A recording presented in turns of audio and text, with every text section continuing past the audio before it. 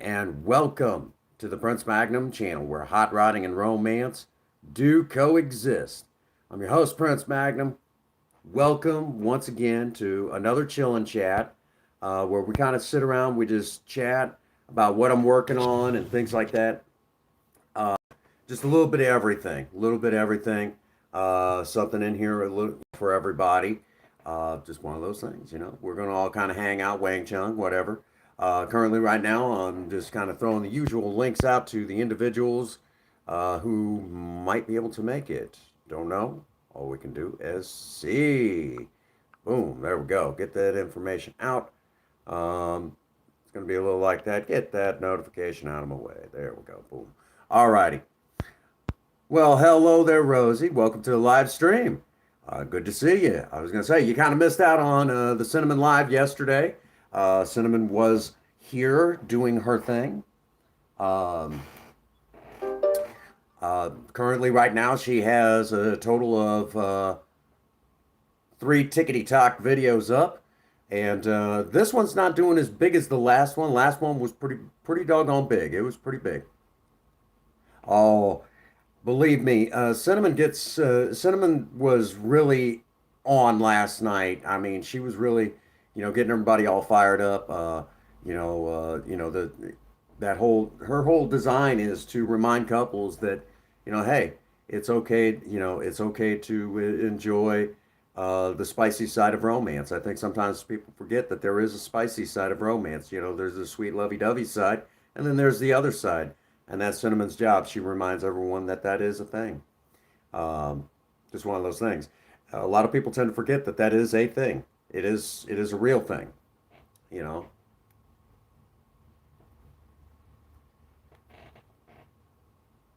So that's kind of the her whole thing. Oh,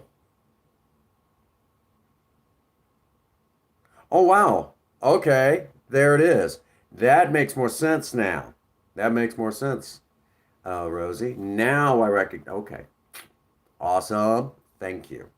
And direct message me, and anytime we get pictures, every after every live stream, there's a couple things that happen now. Number one, there's about 6 to 7 pictures taken of Cinnamon. What's going on, Grave Taker? Good to see you, buddy. Good to see you. How are you doing tonight? How are you doing tonight? Because right now we've got yeah, yeah. Cinnamon gets a lot of attention for being the uh, you know I'm doing all right, doing all right. Kind of looking ahead at some projects that we'll be diving into. Princess Faye and I had a long discussion about some project ideas of mine. Thank you for that. I can see that direct. But usually after every live stream, um, there's about 4 pictures taken of Cinnamon, and you take those, you get those pictures of Cinnamon, and then whoever really really wants them, I give them. It's like, here you go. There's your pictures of Cinnamon. And some people will take the makeup ideas and run with them because Princess Faye is an amazing makeup artist. That's my wife. She's an amazing makeup artist. But then on the other side of it all, some people just enjoy the character. They really like the character. And there's nothing wrong with that. As a matter of fact, Megan and Rodney usually will ask for those particular pictures. They'll ask for the pictures of Cinnamon right after the live stream. They're like, we love. And here on this channel, we do treat Cinnamon as if she is her own person because in a lot of ways she is. Um, Many of you have seen the transformation in the past where I'll be sitting there on camera getting ready to go into the character, and then the next thing you know, boom, I'm character. And at that point, when that switch happens,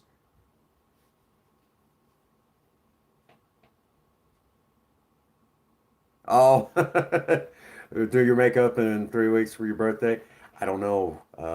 If we live in the same neck of the woods, I imagine that would be possible.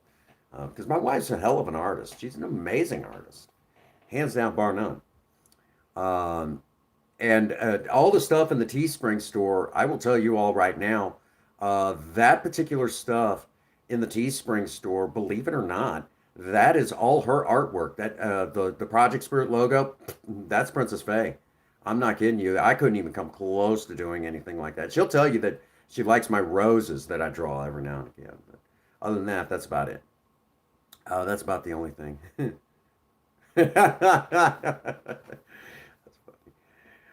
Oh, I'll tell you what. Uh, you know, all joking aside, I mean, that woman puts up with an awful lot of issues that I have. Um, I can be hard to deal with. Off camera, I'm tough to deal with. Sometimes I play the closed book a little too well, and I'm not gonna lie. Sometimes I play that closed book a little way too well, and other times, I don't know when to shut up. I'm not gonna lie. Most of the time, though, I'm for the most part, I'm pretty quiet. Oftentimes, I close book. Then, on the other hand, um, you know, because I get moody, I get frustrated real easy. I'm a child of the '80s, so my lack of patience. Well, I say child, not teenager, child of the '80s, and my lack of patience is very thin. On top of that, I suffer from PTSD. Hey, what's going on, Miss Kelly? Good to see you. Good to see you. Um, that's right. It's good to see you. Last night's Cinnamon Live was a big success, and of course, if you are on if you're on TikTok, Cinnamon has a total of 3 videos up there, with another one in the making. We're going to see how this one does. I know a few people have said they felt that the current Cinnamon TikTok video. Oh, thank you, Miss Kelly. The current Cinnamon TikTok video was a little too sexual. Even though it's TikTok, you've got a limitation there, but immediately they're like, "Whoa, I don't know what to think about this one." But everybody else really liked it. Princess Bay was like, that this one got a little uncomfy. Cinnamon got a little too, was getting a little too heavy with that vape pen. So, thanks so much, Rosie. Appreciate that. Well, I don't know if you've seen the newest one, Miss Kelly. I honestly don't know if you've had a chance to see the new Cinnamon TikTok. It was done. There was a couple of things. I'll give you a little bit of a spoilers alert. Uh, Cinnamon had her vape pen, and you've seen the previous two. I know you have. So you knew that there was a little bit of, whoa, you could tell that she was playing up to the camera, wanting everyone to pay attention to her. And then in this last one, she went a little bit further. The clothes are still on. It's not like that. Uh, but at the same time, there was the song was I know you probably know it, Miss Kelly. You and I are close. I know I'm older. Um, Typo Negative song "Be My Druidess."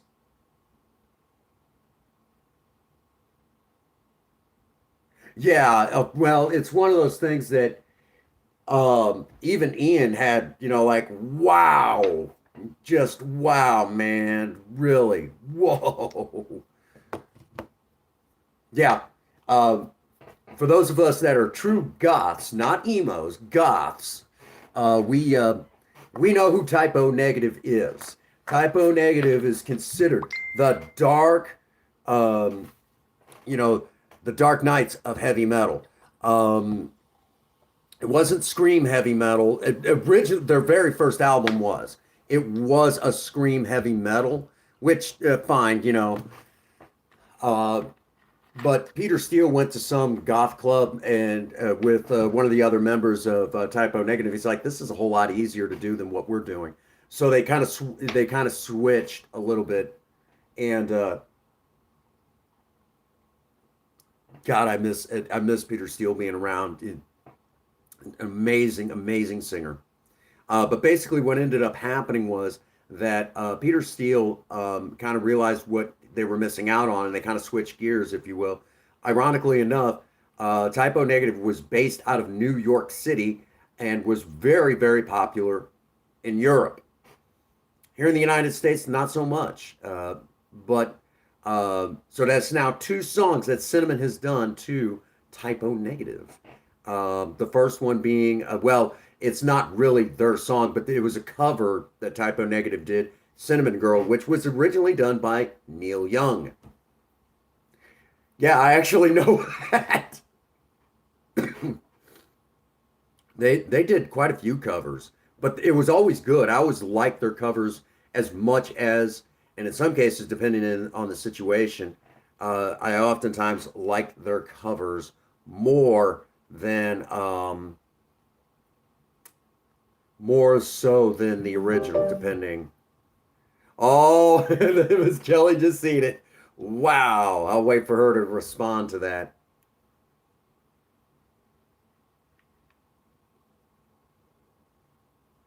Let's see what Miss Kelly's got to say about Cinnamon's most recent tickety talk. Curious.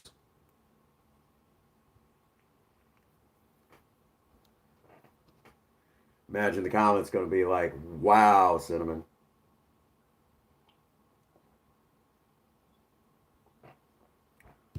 Hey, Mikey G, good to see you, buddy. Mikey G, did you get the TikTok link I sent you? You got to go check it out. You're gonna love it, man.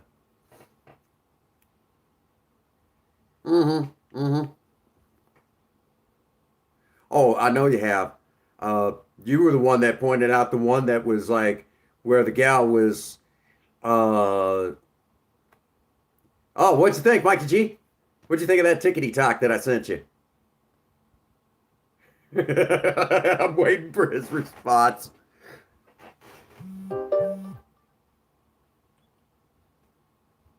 I'm waiting for his response. Oh, I gotta wait. I can't wait to see the comment.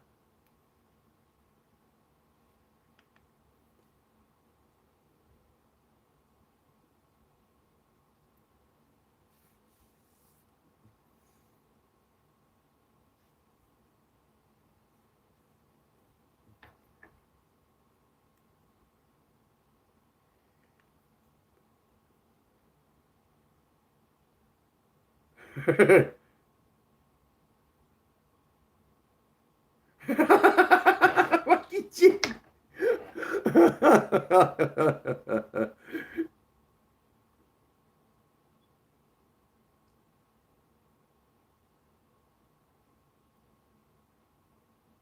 Yeah, yeah. There's actually a few people that I've actually found a guy that's on the same page with me with problems here in the state of Missouri.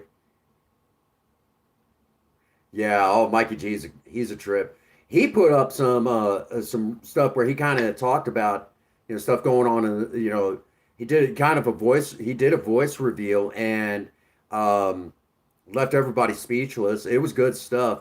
And I'm friends with Mikey G outside of YouTube and Tickety Talk. And ironically enough, being outside of YouTube and TikTok and all that, Mikey G's got a hell of a story. I can't tell his story, but uh, I know one day he will tell his story, and it's one hell of a story. I'm telling you, just an amazing, amazing content creator right there. Uh, yeah. Now Rosie, I'm gonna have to get her. I'm gonna have to get her the link uh, to uh, to my TikTok so she can go over and see what Cinnamon does. Because yeah, poor Mikey G. Every time I send him one, he's like, "Really, really." He hadn't even comment this last time. The last time he's like, "Screw you, man."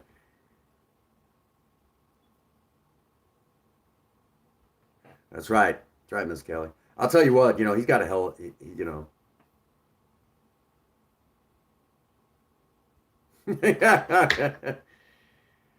No, Mikey G, you've got a hell of a story. I mean, hi, honey.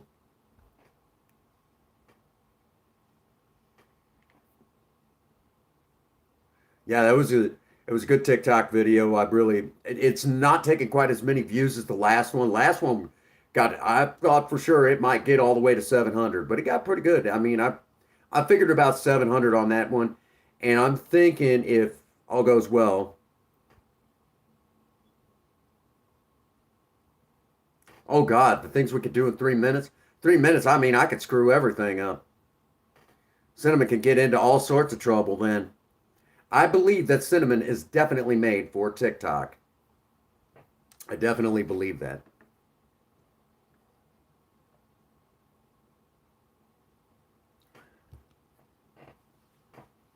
Ah, Mikey G, cinnamon really has been hitting it. Yeah, cinnamon's definitely perfect for TikTok.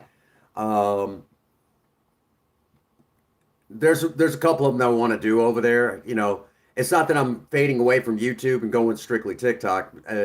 YouTube will always be my bread and butter because I can do a lot more over here. I could do a lot more on this platform. Yeah, there's a lot of restrictions and problems that YouTube has.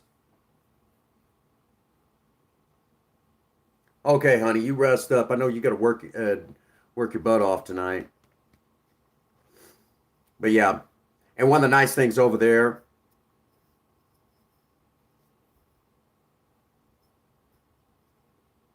yeah, I'll agree with that. The community over there is a lot nicer.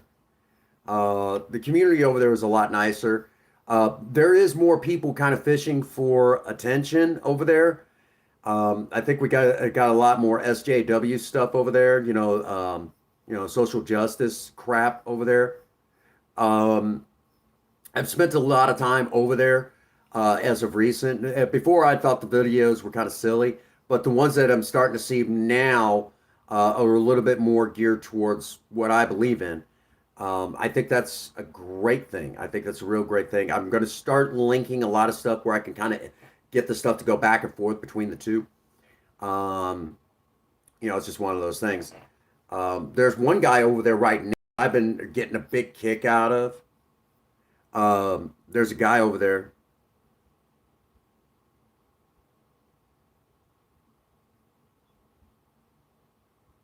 Oh, really? Okay. Um, yeah, like some of the well, over here, some of the comedy that I do, um, like it works well in like Fortnite. Like the last Tuesday Night Madness. I mean, everybody lost it when I did, the damn it, son, get your ass in the car bit, and it was off the top of my head, and it was perfect. So it worked. It worked well, but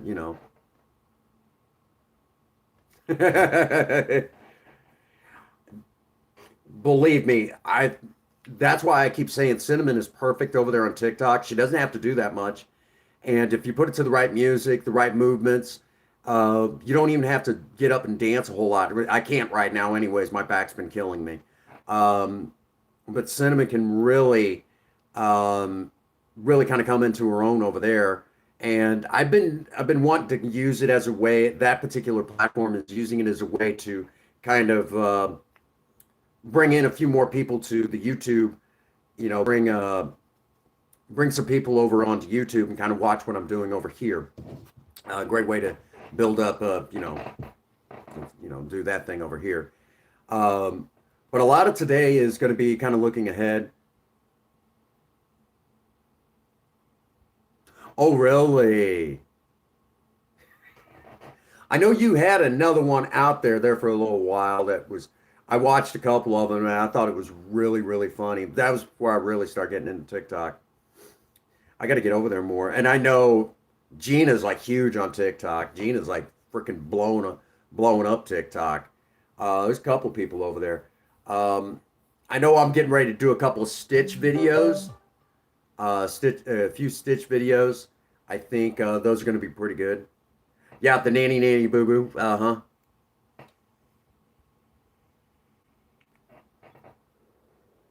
But I'm looking at doing a couple of Stitch ones. Oh, hey Tanner, welcome to the live stream.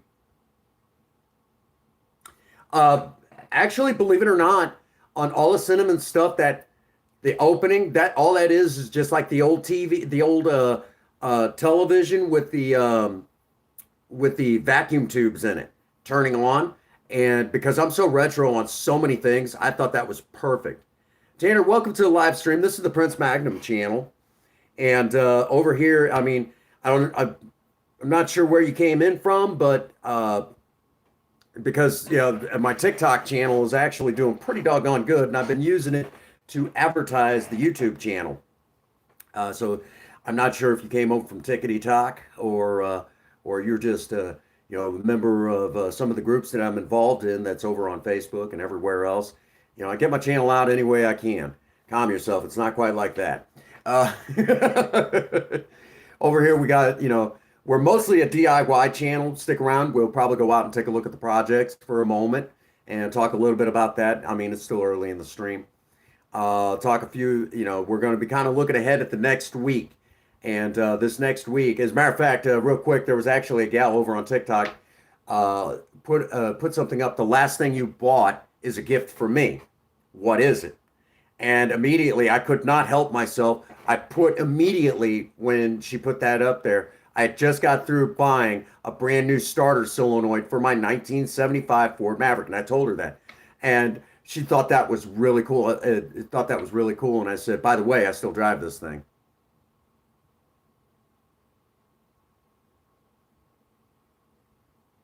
There you go. Yeah, I know Megan's started doing that where she takes some of her TikTok stuff, puts it over here on YouTube. Um, and I know you know this, Kelly. I've taken some of my shorts here on YouTube and put them directly on TikTok.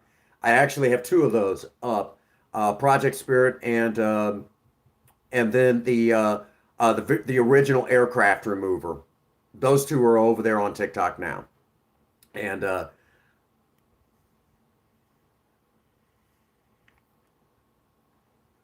I know I'm probably going to do a few more over there before the end of the week. Like one of them in particular, I'm wanting to talk Princess Faye into doing a blind. I got to check for it. A blind reaction, and I think it's going to be hilarious. It's going to be funny. Um, I know everyone's going to lose or just lose it when they see it, but I won't tell you any more on that one. Um, but basically, this next week, sometime right after Princess Faye goes to work, I do have a video to load, a really good one, a really good one. I'm probably going to load my surviving romance bread video where I actually break down making homemade bread. I've got a few bread videos that I got to get to work on. But right now, currently, I've got a script right now that I've been working on for probably about 2 years for a really kick-ass video. And I'll kind of go over it with you briefly. Now, obviously, I don't want you to all to think about it a whole lot till the video comes out because there's going to be a lot more information than I'll be able to give in this live stream. But in a nutshell, all of us old hot rodders go way back, all of us old hot rodders that, come from the old days, if you will. Um,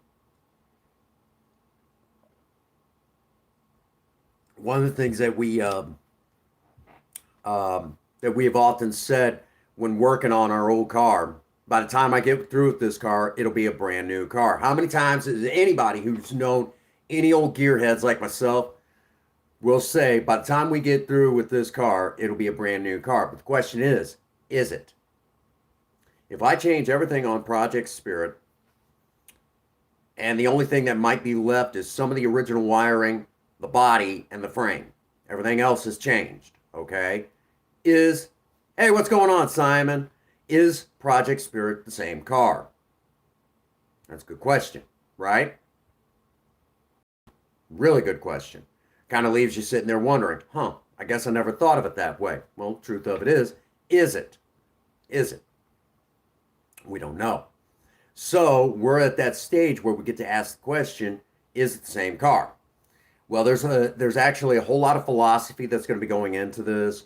There's going to be a lot of stuff that's going to be, kind of brought out, and where I got the inspiration for the video. And I must say that it was actually a couple years ago I had this idea of doing this. The problem is that it's going to be kind of touch and base a little bit. The person that gave the inspiration does a lot of Star Trek stuff, but he also does a lot of SJW stuff. And I'm not a big fan of social justice warrior kind of stuff because a lot of it's keyboard warrior stuff more than anything. Um, I'm a Generation Xer, and I will tell you guys that I'm probably, we Generation Xers are probably the most politically incorrect people ever.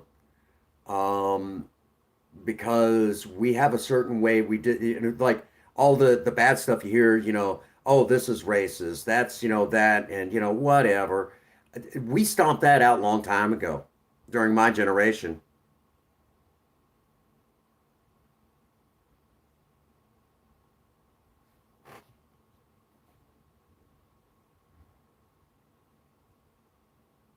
There you go.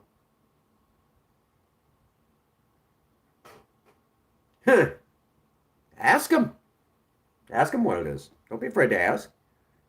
But that's actually something that it's kind of come up on TikTok, and we're going to actually do a long-winded video over here. And then once that video goes up, I'll actually go over and kind of explain all of that. But yeah, but as I was starting to say,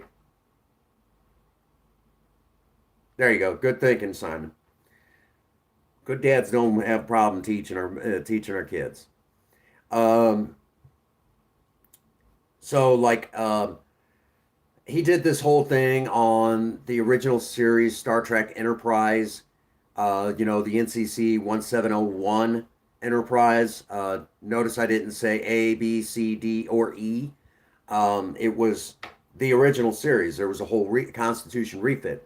Well, he did a whole video on it and everything. The guy's name is Steve Shives, and I like his Star Trek stuff for the most part. It's actually good stuff. Um, but on everything else, he's kind of a jackass, in my opinion. But then again, I'm a Generation Xer. I don't like that, social justice sort of stuff because a lot of that stuff we stomped out during my generation. It was the next generation that made it a problem again. Why did they make it a problem? Because they were listening to generations before, came before Generation X. We shouldn't be having these problems now.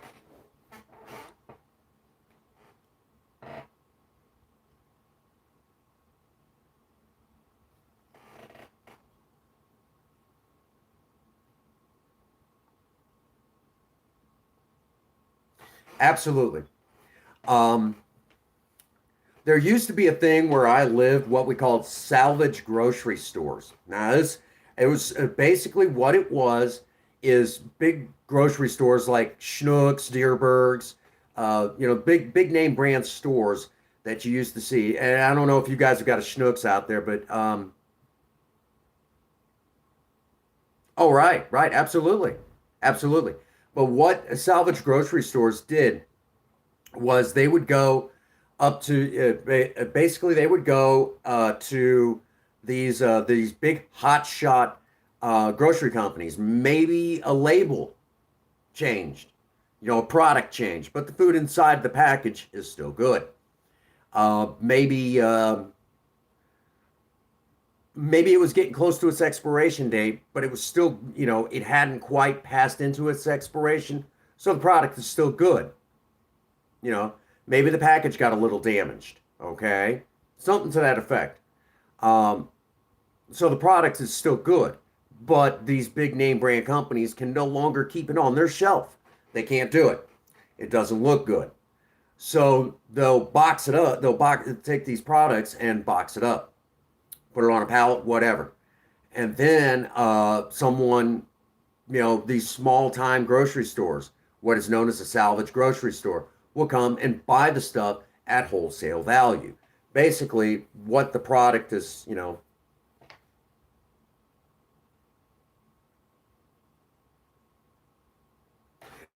yeah, kind of this. It's very similar. We used to have something like this. Well, these small time stores would basically buy these up, and then they would bring them back to their store, put it up on their shelf, and it's a regular grocery store. So name brand stuff sold at knockoff prices, basically. So you could basically go in and buy your name brand cereal that normally goes for ridiculously high prices.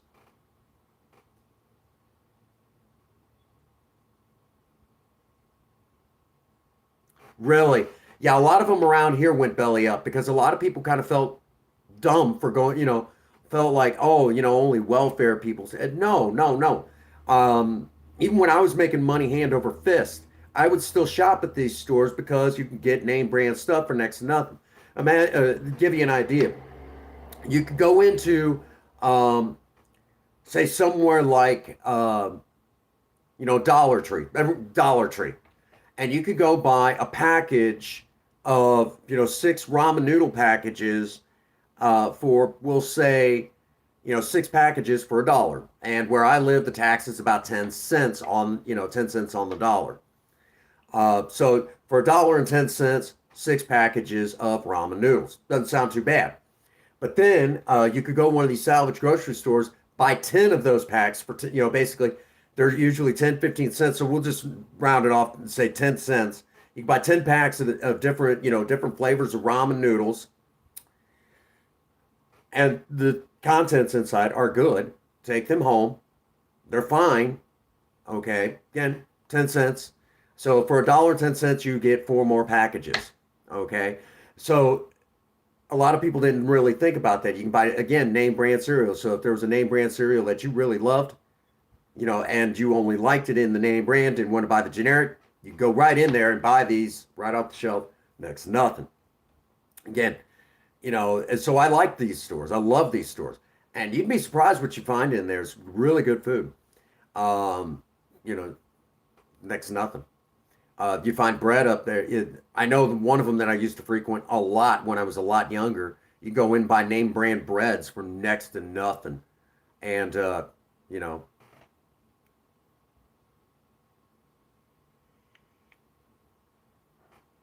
Absolutely. And I know over here on YouTube, solid gold. If you're a content creator, solid gold real estate. Okay. Dollar Tree, Dollar Tree challenges, $10 Dollar Tree challenges. Okay. You cannot go wrong. It's actually ridiculously easy. And I've been threatening to do another $10 Dollar Tree challenge video. I've done them before. Well, I've done live streams on it, and the food was amazing. You'd be surprised what you can pull out of a Dollar Tree. You would be absolutely surprised what you can pull out of a Dollar Tree for $10 and make a huge meal. Um, and if you were here for the baked bean episode, you get it. You can pretty well get what I'm saying.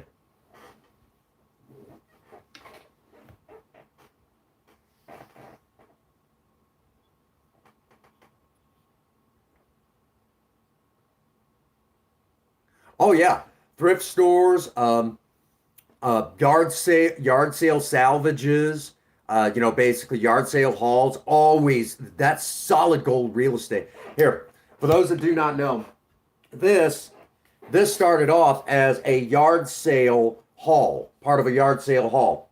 This little guy right here, for those that don't know, last year we bought this bad boy, and it was all rusted to pieces, and the handle was pretty well gone.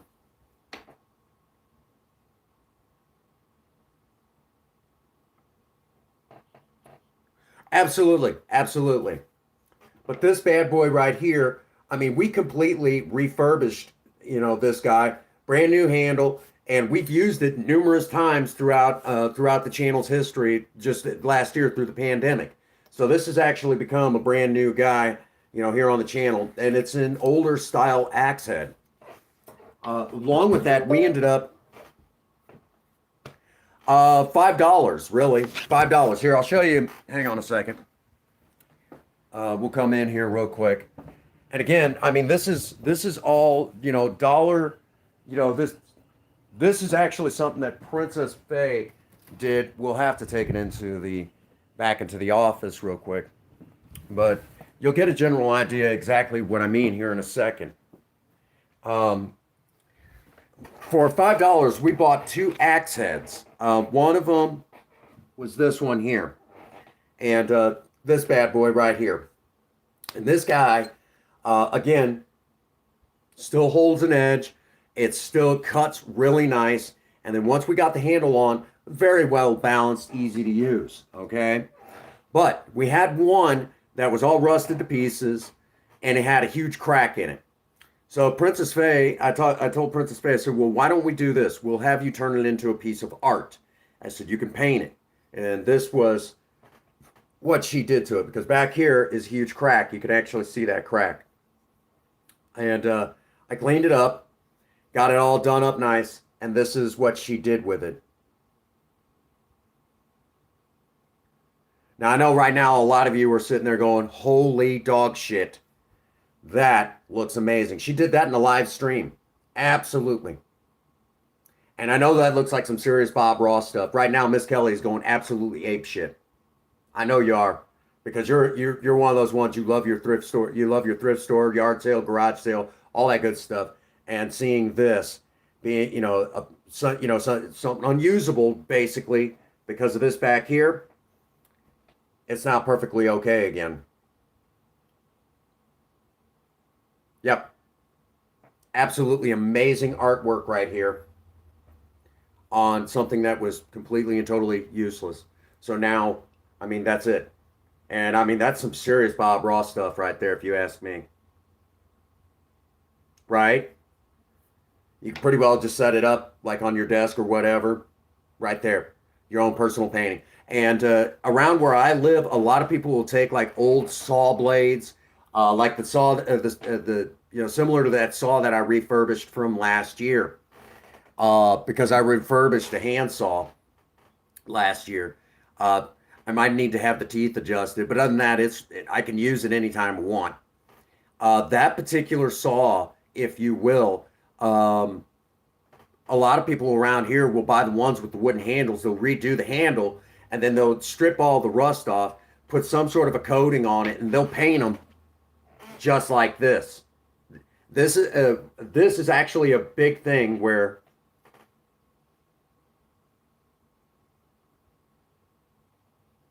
exactly.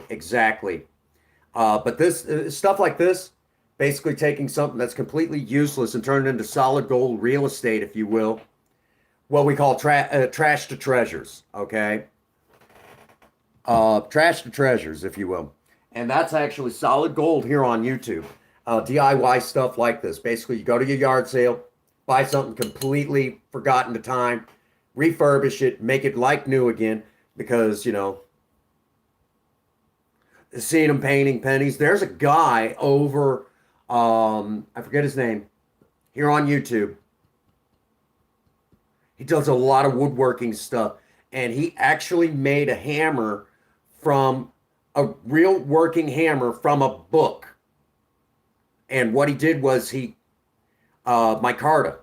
Micarta is basically paper that's been doused and put in layers using epoxy.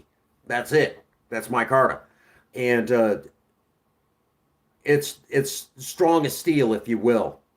I've thought about trying my hand at it, making a few handles out of micarta, because in all honesty, I think it would be really cool if I was able to take something completely useless, maybe like old magazines, newspaper, whatever, and turn it into, use epoxy and then shape the handles and everything.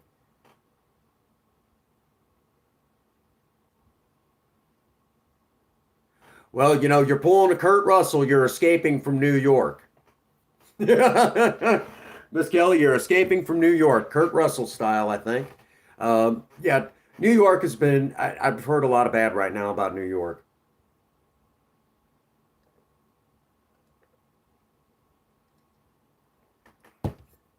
You're not the only one that's told me New York. I think you live upstate, don't you?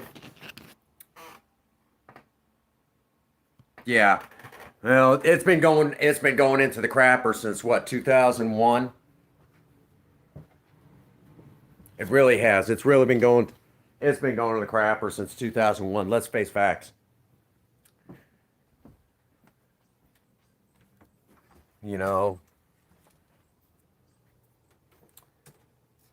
and I love a good conspiracy theory every now and again, but that's ridiculous.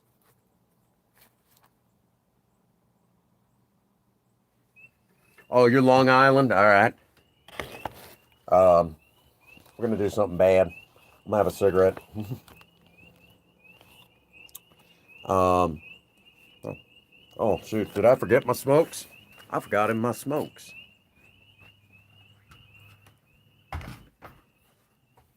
Doesn't look promising. Yeah, I hate to hear that. Well, state of Missouri's been having a lot of problems. We'll, they'll, we'll vote on it. and it's supposed to become law, but the state will not put what we want into effect. It's like the election, that what we elect, what we vote will no longer be put into effect. Give you an idea. They were looking to limit the rights of the unions here in the state of Missouri, and what they called the right to work, and it was basically designed to hinder the unions. Well, we voted against it. Yeah, it's being ridiculously stupid again with the counter. It's all good. Hey, McCava, welcome to the live.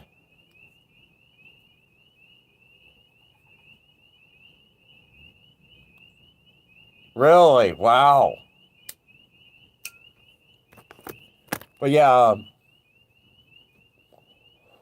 so a lot of what you're going to probably, so Missouri, well, it's good to see you, Macava. Welcome to the live stream. I think you might have been one of the ones that I met over on Save the World the other day. If you are, holler at me real quick. Okay, I'm not, obviously not, Yeah, okay. Well, this is primarily a DIY channel.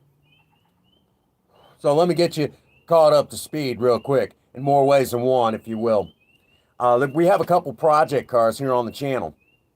And when I say project cars, I mean, I still drive mine every day, but you're not going to believe what you're about to see.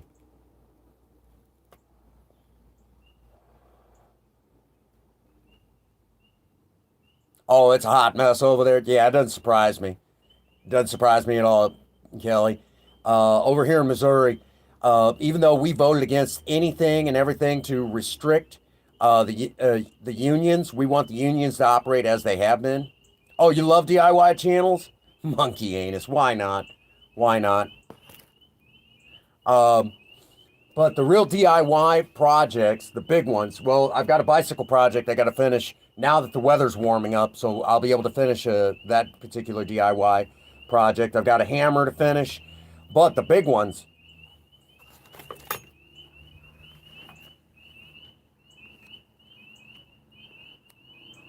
Thoughts on Vladimir Lenin? He's a mad genius. On one hand, he was a mad genius, but notice how I said that. He was mad. But anyhow, that is the real star of the show, Project Spirit, my 1975 Ford Maverick. Drive that car every day. Sitting right next to it is my wife's car, 2003 Pontiac Grand Am GT. Yep.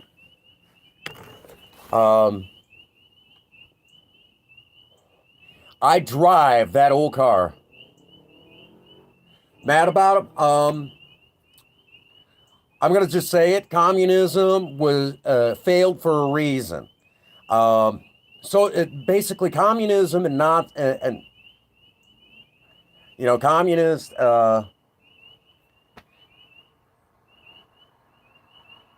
Powder blue. Actually, I'm going to give you all a little bit of inside info about that particular color and four-door cars. My car being a four-door Maverick, okay? Project Spirit's four-door, a 1975 Ford Maverick four-door. We used to make jokes about that color in four-door, and there's a lot of truth to this. And we'll do a video. I got to clean her up a little bit, but we'll do a walk-around video, a current walk-around video of her. But let me give you the 411, if you will. That particular color on a four-door car was always cute. Was always basically referred to as grandma's car. Okay, that was always grandma's car. Well, the irony of it is the original owner to that car was a little old grandma who used to tootle around with her grandkids in the back of that car. Okay, we're talking, she used to tootle around with her grandkids in the back of that car.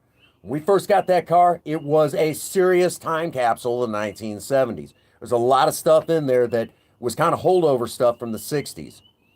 You still had a carbureted inline six. You had a 3-speed manual on the column, what we called the 3 on the tree. That car was a manual transmission car. It was all the way up until the end of last year.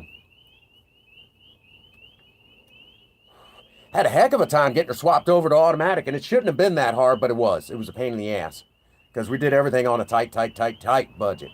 Got that all done for just under $1,000, and let me tell you guys, doing anything like that to any car for less than $1,000 is cheap. Okay, most of the time for any transmission work you have done to a car, any transmission swap stuff, rebuild, whatever.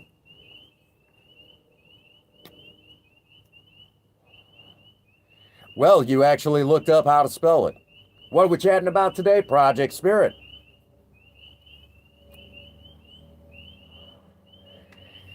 You better be sure you want to. There is a law in the state of Missouri that impersonating an officer or a police agency is a state crime. And I already know who it is who's there. So be sure you want to do that. That is a state crime, state penitentiary. I think 5 to 10 years. Huge fine, about $100,000 fine.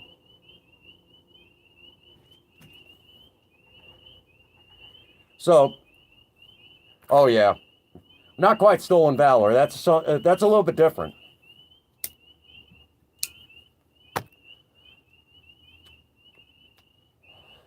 The Montana City PD would actually come in here under a different name, or they would come up and ask me how I was doing. They watch my stuff in quiet, relative quiet. I know the Montana City PD. I actually know the police chief himself. He's actually pretty doggone cool. For a long time, the police chief here in Bonterre, just loving your local PD. Well, the police department around here actually is pretty decent for the most part. I mean, we've had a few of them that weren't so doggone good, but they don't usually last super long in a town like this. We won't tolerate it. People just won't stand for it. We have some well-to-dos that just will not stand for police officers not doing what they're supposed to be doing. And by and large, what do you think she is? She's in the apartment sleeping.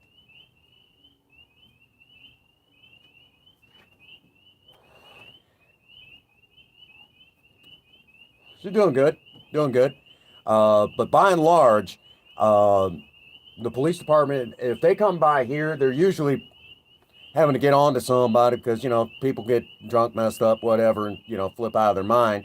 But along with that, they also regularly patrol the area to make sure that no one bothers Project Spirit, which I'm always grateful for. You know, that's like really cool, you know. They watch out for us big time. Yeah, we had some real crackheads over this way. Well, not quite crackheads, but you know, you get the idea.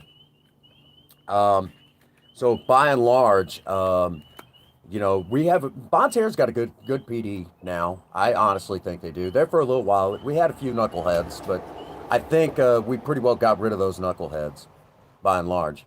You get the idea, you know.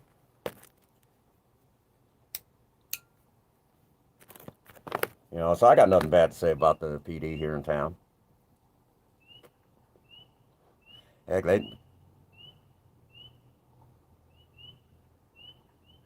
yeah.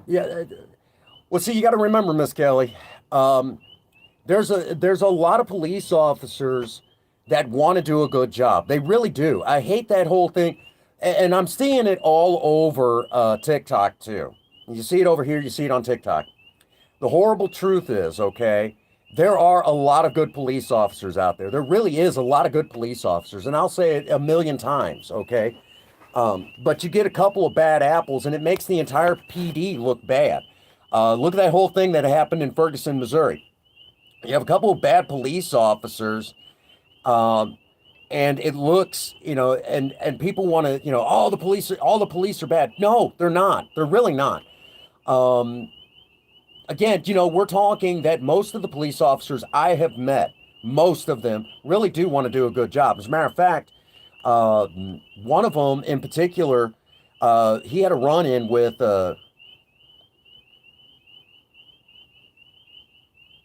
oh, I've heard nothing but good about the New York City Police Department.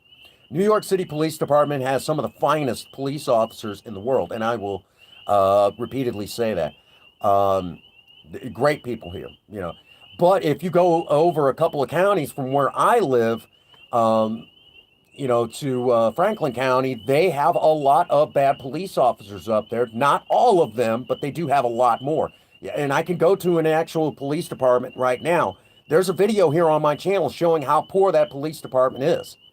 I was wrongly accused of a crime I didn't commit, had to plead guilty to it, was on 5 years probation for that crime. Even though I didn't do any, I didn't do it.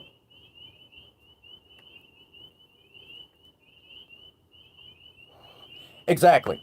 As a matter of fact, the police department I'm referring to, the Washington City Police Department, Washington, Missouri, um, a lot of their police officers are so poor quality that their best detective couldn't find the handle on a coffee cup, the one that had the case on me. We're talking bad Photoshop sort of stuff. So it was kind of one of those deals. If he couldn't get you, he would find a way. And by the way, this son of a bitch is still in hot water with me because he threatened me with a gun. Yeah.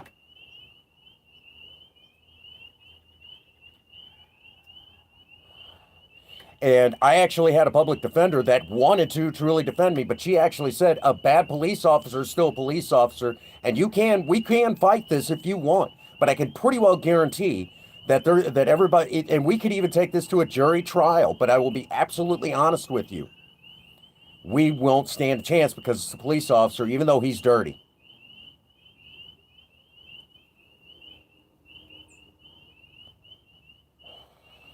Oh, really? Wow.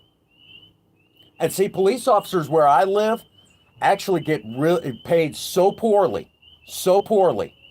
It's unbelievable. Um, they would probably, in all honesty, they would, after a few years of working at, say, like McDonald's, they would probably even make more than what they make now. So if that's any indication how poor the police departments get paid around here. So they truly are public servants. Now, again, some of them, by and large, most of them are good police officers, and I will tell you that. And where you live, that's a drop in the bucket. I mean, that doesn't hardly cover any expenses whatsoever. I'm going to say that again. That doesn't hardly cover jack shit where you live. You guys' cost of living's ridiculous up there. But out here, shoot, they'd be making bank. But see, they don't even make close to that. Not even close. You might as well hang it up. Most of them, well, to give you an idea, the Bonne Terre City police chief actually had to sell his classic car. He had a 1970 Chevy Monte Carlo. Gorgeous looking ride. Gorgeous. But to afford some family expensive, yeah, absolutely, Miss Kelly. To afford family expenses, and I won't go into details to tell the story, he sold that car. The police chief had to sell his classic car to pay for family expenses. That's bullshit, you know, but he did. He's a good man. And there was another content creator here on YouTube. His channel is pretty well defunct. And it needs to stay that way. He's the one that I refer to regularly for beating a cat on camera.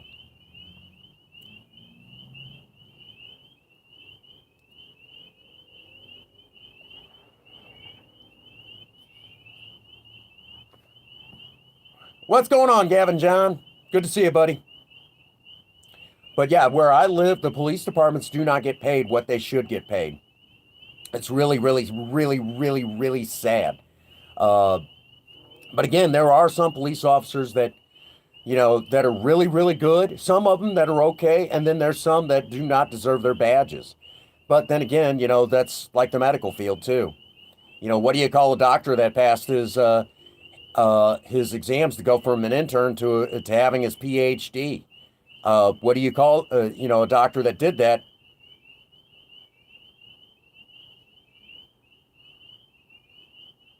Exactly. Yeah, that's exactly where it started.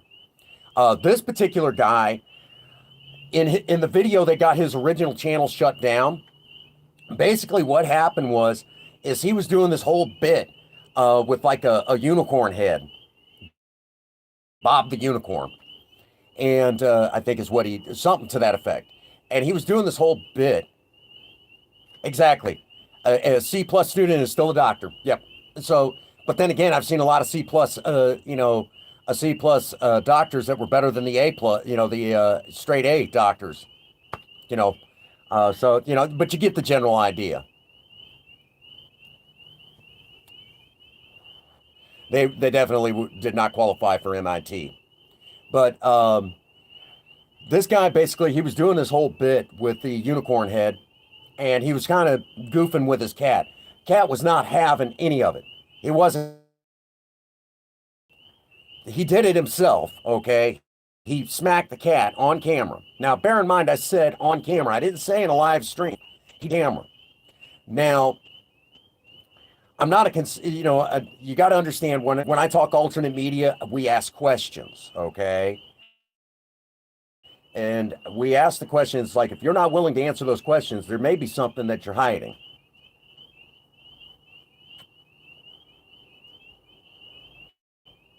There you go, Jesse. That's what I'm talking about. Always something to be thankful. But basically, in a nutshell, he smacked the cat on camera. Now, bear in mind, okay? Bear in mind, it was recorded content. It was recorded content, all right? Now, if he was willing to smack a camera and justify that he was in the right, even though he was the one fucking with the cat and pissing it off, where it wipe at him like that, then it was his own fault. But if he was okay with that and willing to justify it on camera, what does he do off camera? So, typical alternate media guy, I asked the question, why hasn't PETA gotten involved? Well, so we asked those questions. We asked those questions. Um, so just bear that in mind when I say that I ask those questions, and that's just typically how I do things. I don't just assume, all right? And some of your conspiracy theorists are really, yeah. Well, you know what? I've had some friends that were homosexual, and they're good people. Honestly and truthfully, now that you got me thinking about it,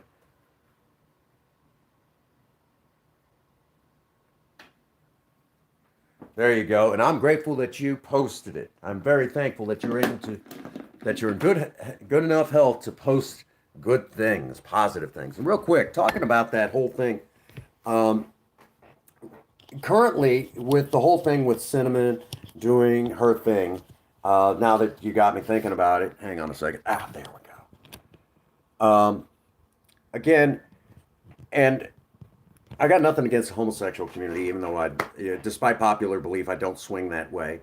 Um, I remember, I'll tell y'all a cool story. I remember going to this club, and I had no idea what I was getting into exactly. They kind of told me that it was uh, Galaxy. Gosh dang it. Um, they were telling me that this particular club was kind of it was a homosexual club. Okay, fine. I've never been to anything like that. First time for everything. That was all I knew. It was a place called Attitudes up in St. Louis, in a spot that's kind of like the gay neighborhood, the gay hangout up in St. Louis called the Grove. And I'd never been there. I never even heard of it until this day. I didn't know what I was getting myself into, but hey, it is what it is, right? So we go, I was like, well, hey, I got on some goth makeup. I got to put on the goth makeup again and went up there. Well, I get up there and they're like, oh, by the way, this is there's going to be some drag queens and drag kings. I thought, okay, interesting. I've never seen one live. I've always seen them in movies or on television, never seen them live. So I thought this is going to be very interesting for me. Then someone kind of at the last minute said, hey, kind of a heads up, this is a drag queen, drag king strip club. I'm like, you motherfuckers could have told me this. I mean, I had no idea what I was getting into. Well, when the show started, these people were very, very talented folks. Um, as a matter of fact, I had the opportunity to talk to one of the drag queens after he did his show. He, she, however you want to put it.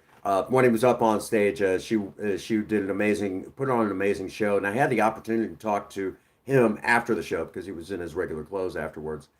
And I was like, man, great show. I enjoyed it. Thank you for, I really,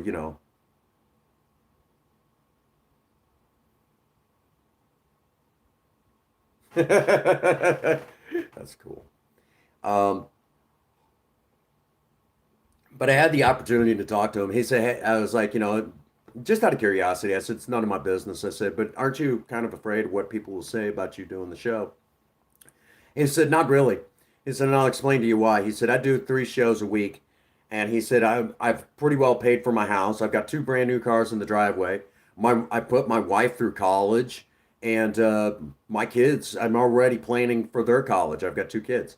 He said, honestly and truthfully, he said, my wife's very supportive of the work that I do. And he said, if anybody gets any entertainment out of it, hey, so be it. So it was a straight guy doing the drag queen thing, and he was basically putting his family through, basically his family was taken care of. What's going on, Viable? Good to see you, man. So to me, I mean, he was taking care of business, and straight guy doing the drag queen thing, and he's taking care of business. To me, that's freaking awesome, you know, and it's entertainment for a lot of people. So I ended up learning a great deal from that guy. Along with that, I heard something that really did kind of made me think. Every once in a while, I'll still hear something that really kind of makes me think. And basically, you had a lot of. Uh, I didn't see any arguing. I didn't see any fighting. It was not your typical club where there's drinking involved.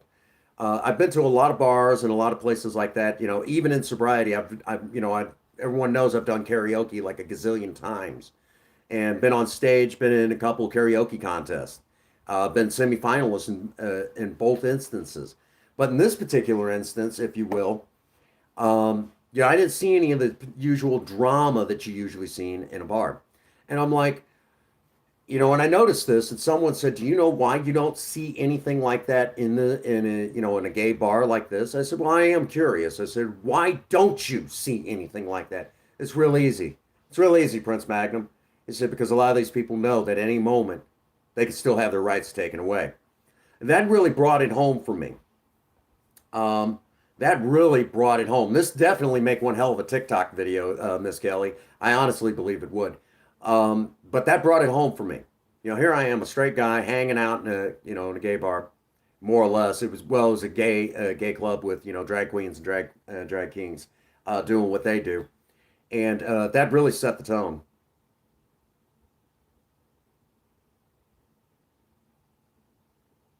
Okay, thank you so much, V. I appreciate that, man. It's one of those things. Sometimes YouTube does that. It's kind of screwy like that. But, it's just something to think about. I mean, so appreciate you, V. I sneak over to your channel a lot of times. My head's in a headset and I'm working on something, so I don't get a whole lot of time to say anything. But I'm always over there, and a lot of times what I'll do,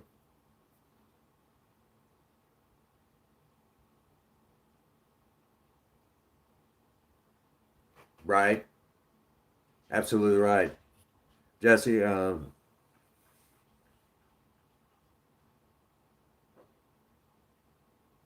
Right. Um, it's just one of those things. Thankful for your confusion. That's awesome. I love that. You know what? Um, it's just that's kind of how it is. But that really did, that whole thing, that whole story really brought it home for me. And I'm like, okay, that that was it right there. That really, it's like, my generation, okay, Generation X, uh, we pretty well squashed a lot of that. And I know that I'm going to have to do, I've got to, this whole thing, how to stop how to stop the bullying. And we did a live stream talking on it, and I'm going to have to get to work. Right, V? Hey, we may be old, but we're still doing what we do.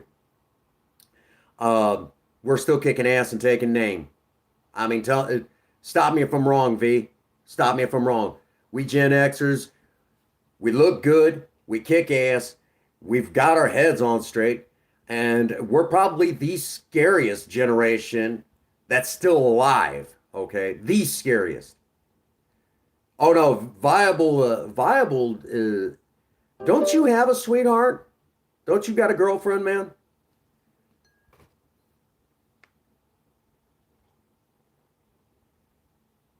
That's a hell of a way to ask it, but okay. You know, 99. Okay. Um, Jesse, you're a part of the generation.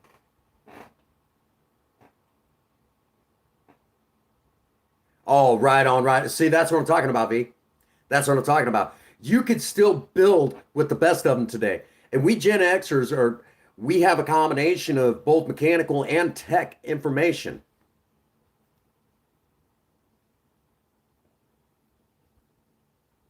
Oh, wow. I didn't know that. Your was Turkish? Wow. Was she full on Muslim or anything, or maybe atheist? I know you're not quite the religious type, but I know. Not, wow. I mean, was she? Yeah, I know Turkey's a Muslim country. Oh shoot, we ain't no dinosaurs, brother. What's going on, Sunset? You know, we ain't no dinosaurs, man. I'm telling you. Oh, she was Muslim. Okay, okay. See, I've met a few Muslims in my time, and I've never, yeah,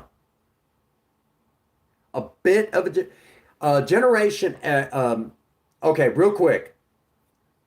There's a lot of confusion, and I'm going to have to do a video on this. I'm going to be pulling down some TikTok stuff that where they talked about a lot of this stuff. There is a bit of confusion, okay? From 1946 to 1958 is your baby boomers.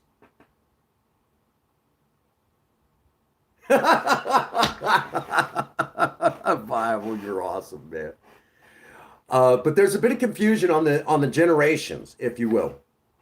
Okay, the generations are going to the effect of, if you will, uh, lay it on me, Viable. Lay it on me, brother. Um, but there's a bit of a.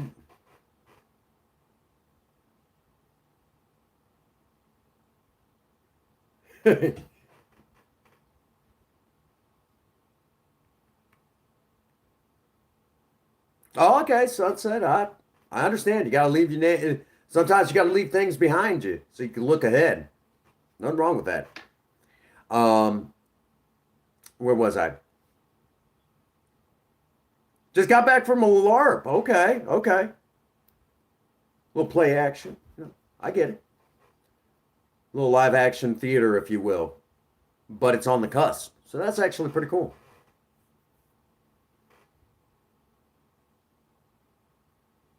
Oh, dang.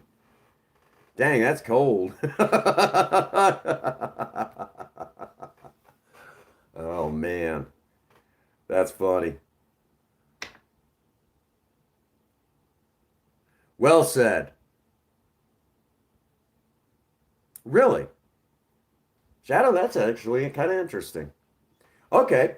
Let me give y'all a little I started to mention the generations. There's actually confusion on generations right now. Poor guy. Well, you know what? That's a funny thing. I mean, sometimes all the gals talk about how toxic some men are. A lot of times, when men get talking about the toxic women they've had, the women really don't know what to say. I know some, Jesse, you're all right, man. But there's a lot of confusion on the generations, and I'm going to actually clear this up a little bit better. Oh, okay, okay.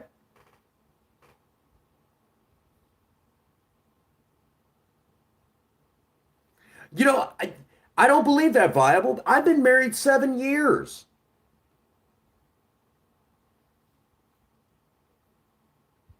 I've been married 7 years. I'm having a blast. I mean, we have our problems like anybody else, but I'm still having fun.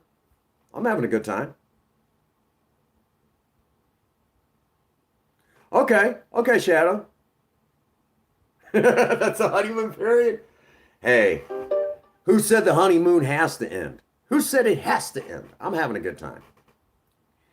But let me kind of clarify the generations. Take it easy, Shadow. You take care, brother. Uh, so I'm going to kind of clear up the whole generational thing, okay? And I'm going to do a little bit better. I already have, in a lot of ways more than you know. But anyhow, um, there's this whole problem with the generational thing where there's a lot of millennials are getting this wrong. So I'm gonna help them out a little bit better in a better video. But I'm gonna kind of start clearing it up now. And basically, it goes kind of like this. With the generations from 1946, 47, that ballpark area, I think it's 1946. So about 1958 is actually your baby boomers. And then from 1959 to 1969, 10-year period. Later, Jesse. That's awesome, Jesse. But from 1959 to 1969, 1970, that ballpark area. I forget the exact name for it, but that's my mother's generation, and you might as well say it's the forgotten generation because those kids were kids when Vietnam was going on here in the United States, when the Vietnam War was actually a thing. No, those are not the baby boomers. The baby boomers are actually from 1946 to 1958, 1959 to 1970. That was a whole nother generation. Most people don't know that. And they automatically think, drastic error. That's awesome. That was a whole nother generation. From 1970 to 1984, that's Generation X. That's my generation. Okay? That's awesome. That's actually Generation X. From 1970 to 1984. 1985 till about, if you were to twist my arm, I would say about 2000. Okay? That's your millennials. Pretty much from 2001 on is your Gen Z, or Zoomers as they like to call them now.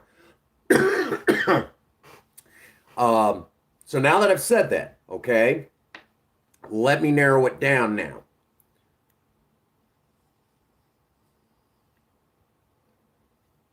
Uh-oh. Okay.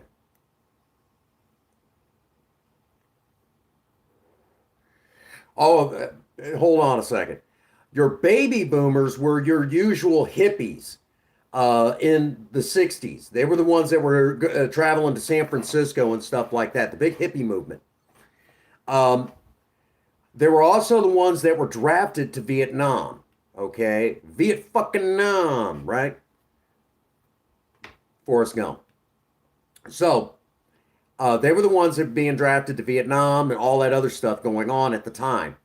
Now, your actual hippies were the ones that were burning their draft cards and all that other stuff. And I apologize to anyone who's from Canada, but this is the honest to goodness truth. It's going to shock you. Here in the United States, what we call draft dodgers. Basically, they knew they were going to be drafted, but they didn't want to go to There you go. There you go, Viable. They knew they were going to be that they were being drafted, but instead of going off and serving their country like they were supposed to, they went to Canada because you couldn't extradite for something like that out of at that time. I think you can now, but they would run Canada. And here in the United States, those particular draft dodgers had a special name. They called them Canadian paratroopers. I'm sorry, Canada. I'm sorry.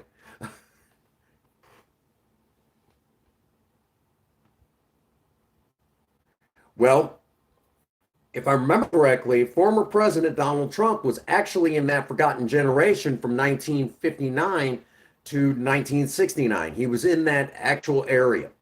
Now, the baby boomers, the reason why they were called baby boomers, because there was something specific that happened. All of them were born in that time frame because it was all the veterans from World War II that were coming home and you might as well say they forgot their parachutes. So there's a big, huge jump in the population. It's huge jump in the population because all these returning GIs forgot their parachutes. Catch the joke there, I'm pretty sure. So there's this big jump in the population. So now that I've said that, then the population, that huge jump kind of dwindled off. Now, some of your baby boomers now, the earliest ones from say like the 1940s, are now having children in the time frame that I'm mentioning. This was my mom's generation. And then it kind of carried on over. Where that particular generation and some of the baby boomers and then, that one generation, we'll just call them the forgotten generation because they really didn't do a whole lot. And as far as, you would think. So, the whole love peace movement of the 60s that was carried on by the boomers was kind of put to rest by the 1970s by the forgotten generation. They slapped it on the side of a lunchbox and that was it. Okay?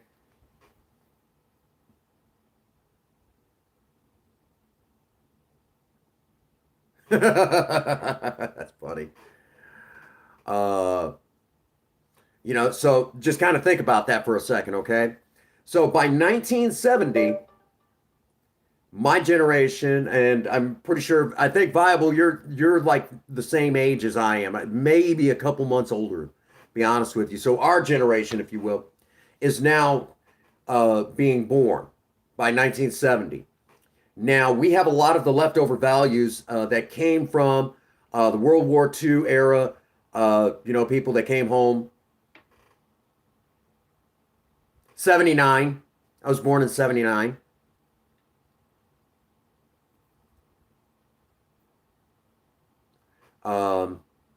Okay. So, but you're in the same generation as me. So we're Generation X.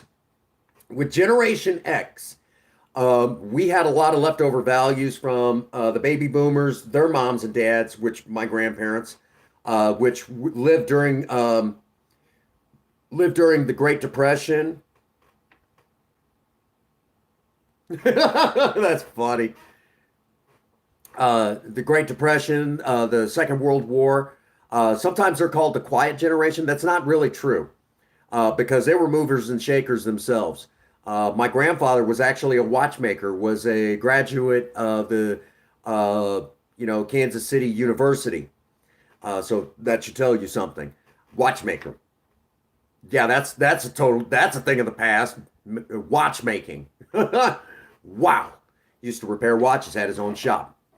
So now let's fast forward. Now we get into my generation, and we're kind of between the tech age for the millennials and then the old school values of yesteryear. So what's scary about us is here in the United States, I don't know how it was for Ireland, but over here in the United States, the gun culture was still pretty big. We were still thumping our chests pretty hard, even though we were losing the Vietnam War. And by 1975, there was the fall of Saigon. So the year that Project Spirit was brand new, the fall of Saigon, we were completely out of Vietnam for the most part. But we did have an incursion over in Cambodia, but we don't talk about that. Pol Pot.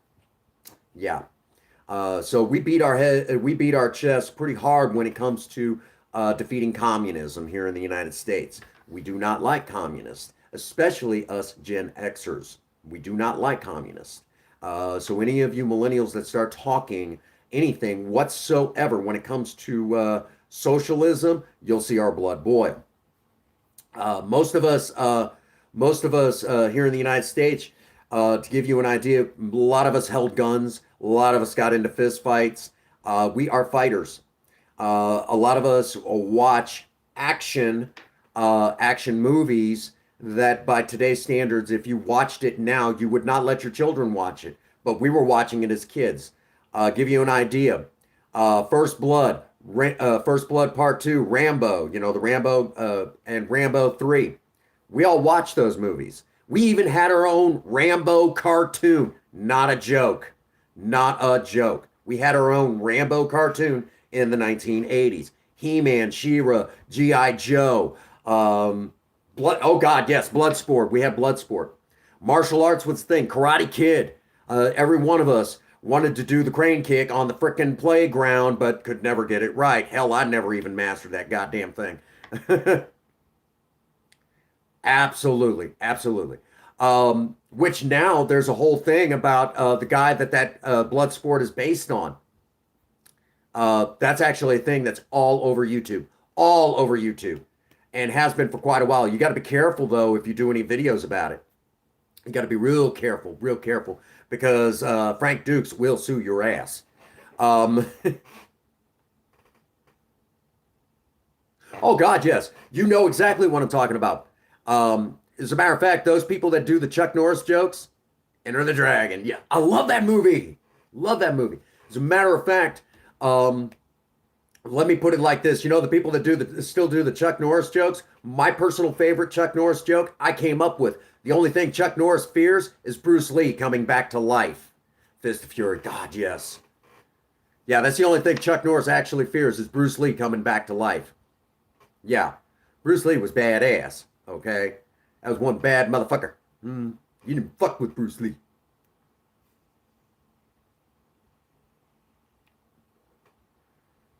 And at one point in time, most people don't know, Bruce Lee was a world champion of cha-cha dancing. Ta-da. Yeah, there's a little fun fact for you.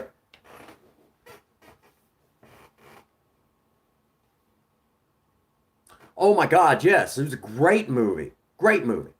Back to the Future. Oh my God, right there. Um, so us Gen Xers, we are badass in our own way. And now, because of the cancel culture that's going around, it's all, oh my God, the first Die Hard. Yes, yes, Bruce Willis. Most people forget Bruce Willis and some gal, I forget, was on a TV show called Moonlighting. Holy shit, I actually remember that. Tom Hanks was in oh God, the original Terminator. Yes, hell yes. You could still watch Saturday Night Fever, and disco dancing wasn't completely out of style then. Tell you how old I am. The last true discotheque here in the United States closed its doors August 6th, 1979. I was born August 7th, 1979. That should give you an indication.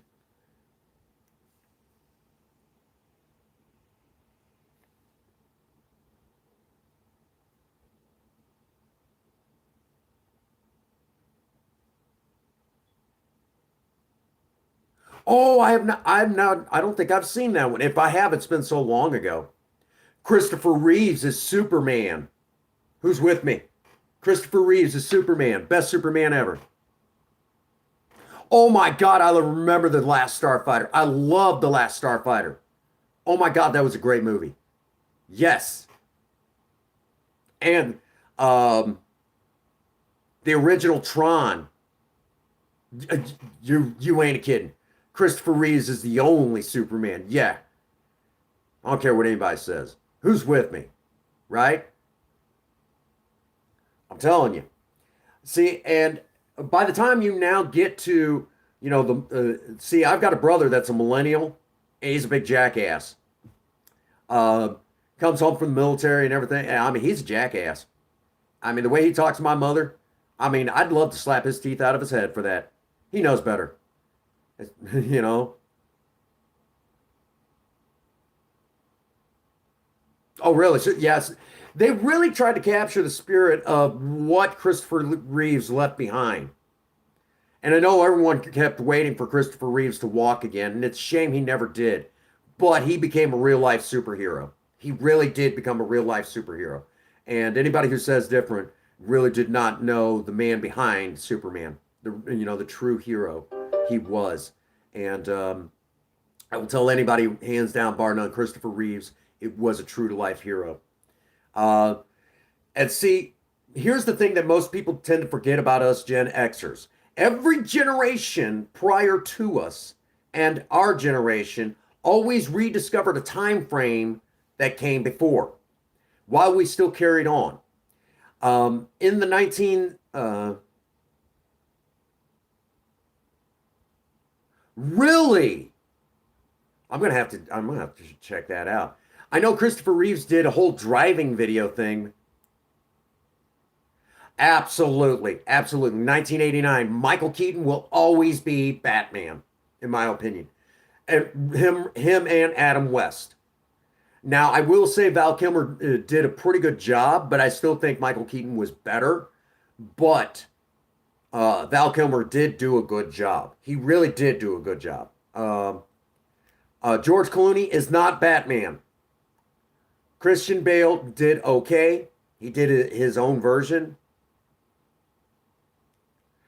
But see, that's just it. Um, the people that were coming up with Batman, that wrote Batman in the 1960s, hated comic books. So to them, it was a joke.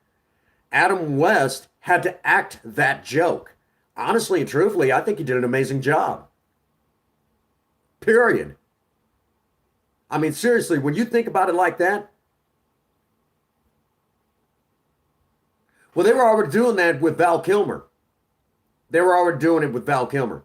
George Clooney is the worst Batman in existence. Now, I'm not seeing anything new like the Batman versus Superman or Superman. I've not seen that. I've not bothered. Um, just haven't. Um, Dolph Lundgren as the Punisher. Come on, that was 1989. I watched it. Did you watch it?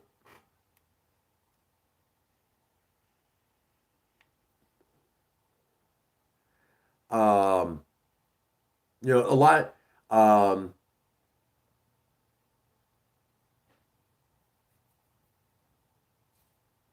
Absolutely.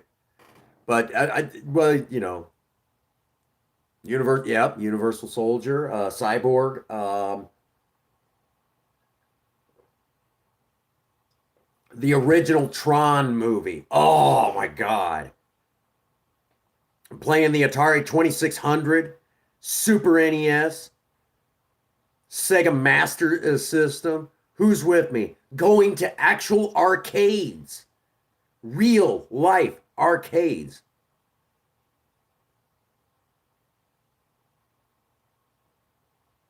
Absolutely.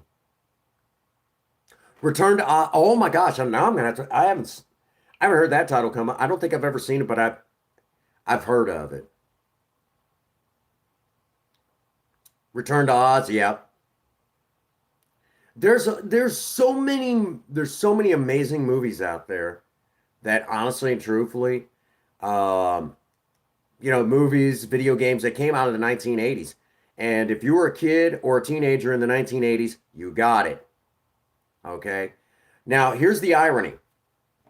Um, that means I was a teenager in the 1990s. So by the 1990s, the homophobic culture was pretty much almost extinct. Racism had been stomped out. My generation stomped it out. Yeah, you have a few last gaspers, but they kept their pie holes shut because we wouldn't tolerate it. Now we get older and we start thinking about business and things like that. That's what us Gen Xers do. We're always trying to figure out how to make a business out of something. What movie? Oh, come on. Full Metal Jacket. Arlie Ermy as Gunnery Sergeant Hartman, drill instructor.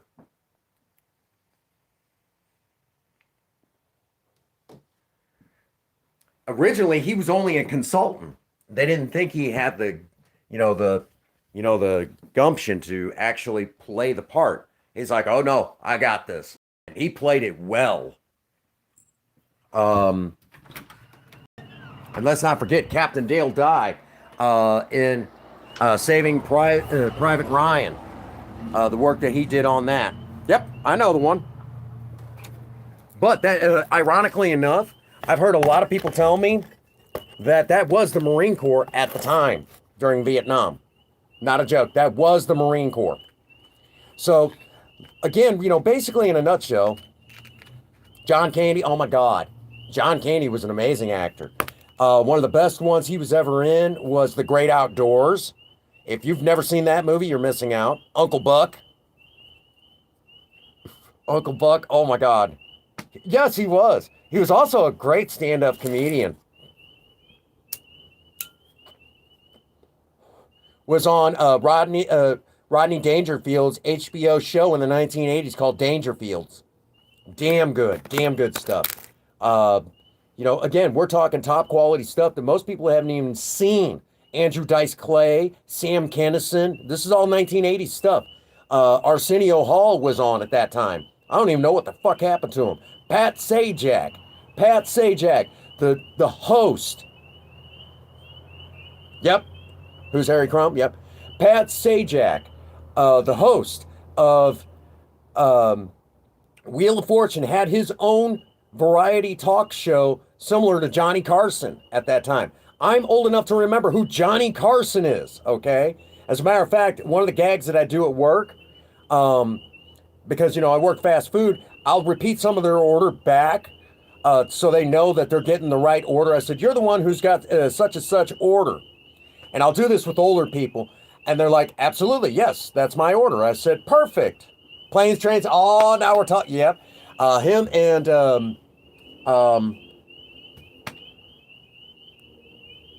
oh my gosh, Steve Martin. But I'll repeat some of their order back, and I'll do this with older people. And they're like, absolutely, that's my order. And I'll say, okay, there you have it. The world's worst Johnny Carson impression. I said, remember his bit that he would do with the turban? He called himself the Swami. And they're like, oh my God, you're old enough to remember that. You keep doing what you're doing. I love this guy. Yep. They always get a kick out of that. Always get a kick out of that. That's actually one of my jokes that I use at the drive-thru. Cracks them up every time. Not a joke. Cracks them up. Say, there you have it, the world's worst Johnny Carson impression. Remember his bit with the turban, calling himself the Swami? They're like, oh my God, I love you. Yeah. Always cracks them up. As soon as I do a Johnny Carson impression like that. Yep.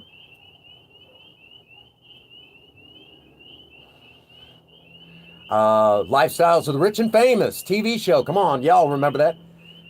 Knight Rider. Come on. Who remembers David Hasselhoff? At that time, we even had Star Trek The Next Generation. And I'm sorry, I'm a huge Star Trek fan. The original series. Yours too, huh? Yours too.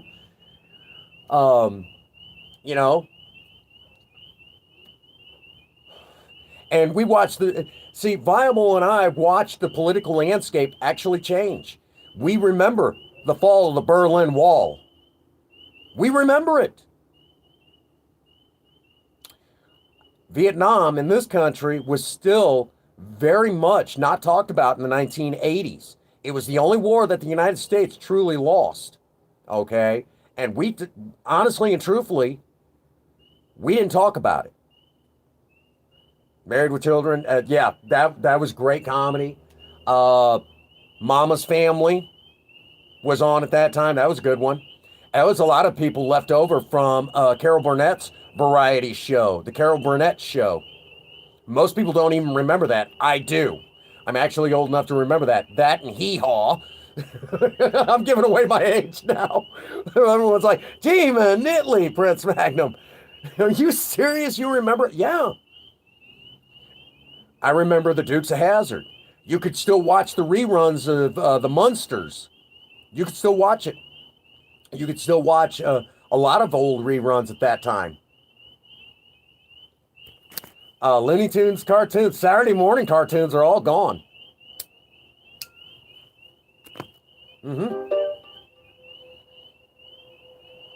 So we watched even the original Teenage Mutant Ninja Turtles cartoons. The originals. I'm sorry, anything they put out now is garbage compared to what it was in the 1980s. And yes, the Teenage Mutant Ninja Turtles did get their start in the 1980s. There was a big ninja culture going on here in the 1980s where everything was all about ninjas. If you've never seen Yep. MacGyver. Oh my God, that is still that's like middle-aged woman, pornography, right? That the A Team. I pity the fool. Yep. B.A. Baracus. Mr. T is, and I actually remember when Pee Wee's Playhouse was on Saturday morning cartoons.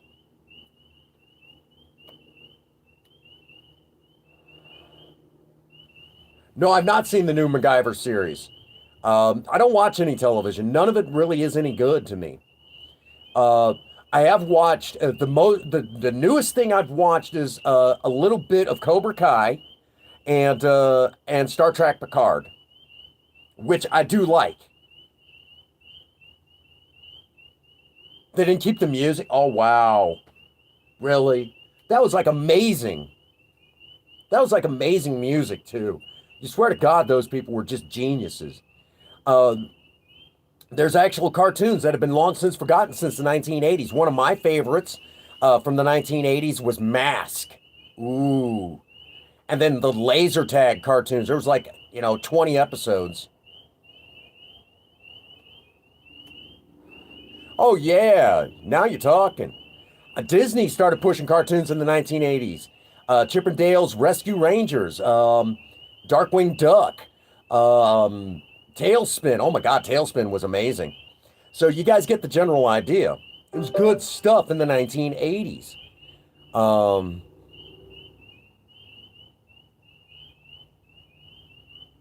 Alf. Oh my gosh, yes, Alf.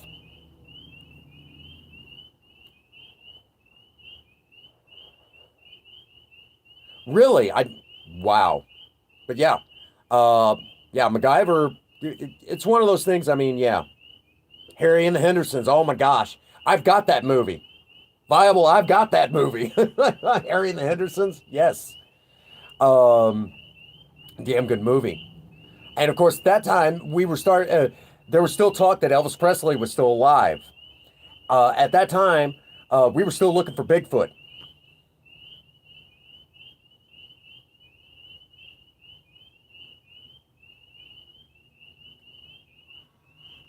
Oh, no doubt about it. No doubt. I loved it. I loved it. The A Team. Oh gosh, I've tried to watch the movie and I was just sorely disappointed.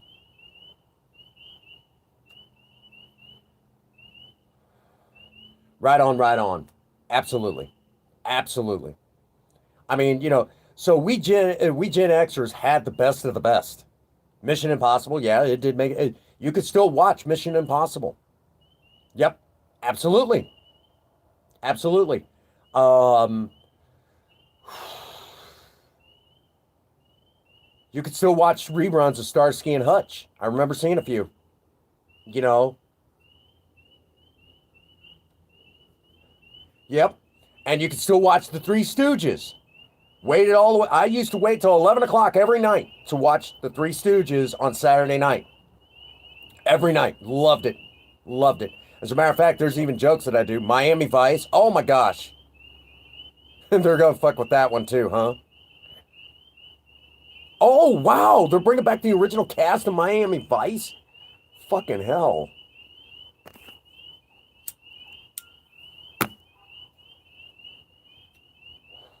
Yes, the 1980s was amazing as a kid. We got to really, if you were a Gen Xer and you were in the 1980s, you had a good time. Uh, by the 1990s, we Gen Xers, we pretty well had a handle on things.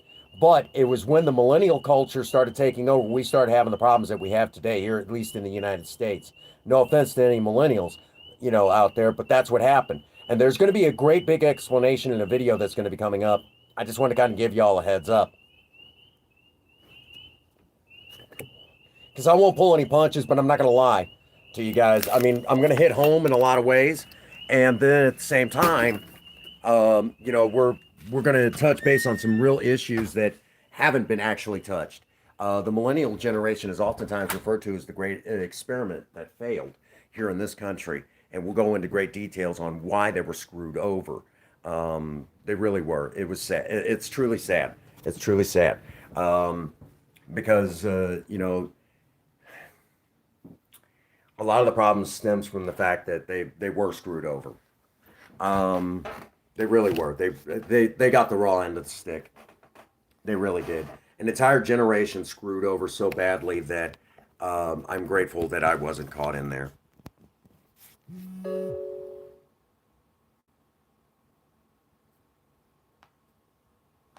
Ooh, really? Wow. I'm trying to remember. But I know He-Man and the Masters of the Universe, I had a lot of the toys. Um, as a matter of fact, now here in the United States, you can now, once again, buy the 1980s style He-Man and the Masters of the Universe collection. You can buy them again, which that should probably, no, it's all good. It's all good. But yeah, so we're going to dive into a lot of that stuff once again and kind of bring a lot of that back up to the forefront for people to kind of get their hands on, once again, and kind of go over it and break it down in a way that everyone will kind of understand what happened to the generations. Because there's always, it seems like every other generation gets screwed big time.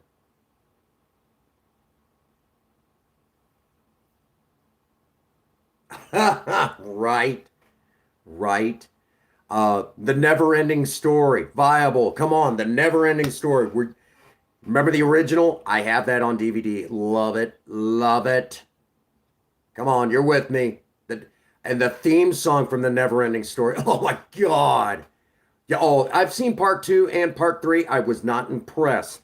Part two. Well, part two was it was okay.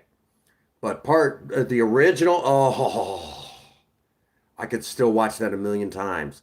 And the theme song that went with that movie, the never ending story. Oh my God. And who could forget the 90s vampire TV show Forever Night? I finally, just a couple of days ago, watched that TV show, the ending, and I cried. I'd never got to see the series finale. Fright Night. Oh yes, Fright Night. Yep. Okay.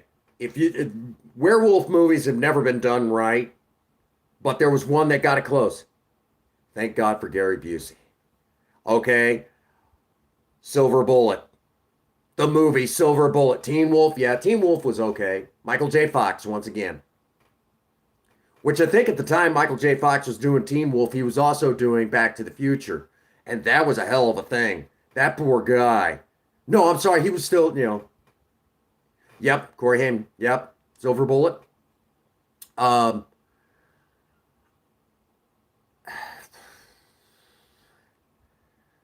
that was a damn good movie. Damn good movie. If you've never seen Silver Bullet, you're missing out.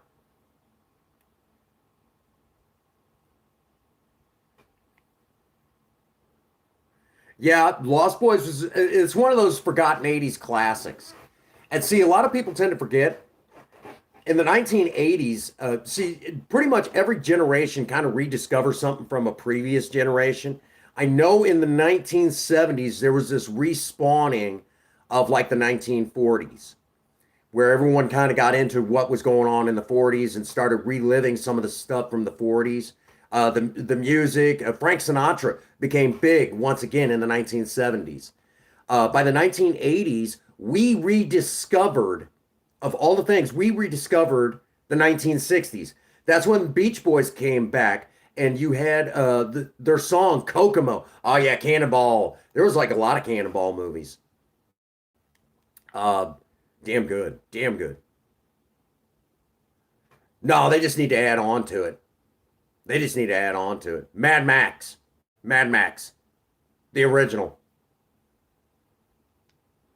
Thunderdome. Yeah, damn good. Oh yeah. You never liked Mad? Oh wow. I figured you might have liked Mad. Well, okay, I learned something there. But yeah, by the 1980s, that's where. Hey, what's going on, Hillbilly? Yeah, Phantasm. Yeah, that damn good, damn good. How you doing, Hillbilly? Um, and of course, we had the Dukes of Hazzard on TV. The Dukes of Hazzard. Come on, who's with me? Dukes of Hazzard. The General Lee. Mm, cool car.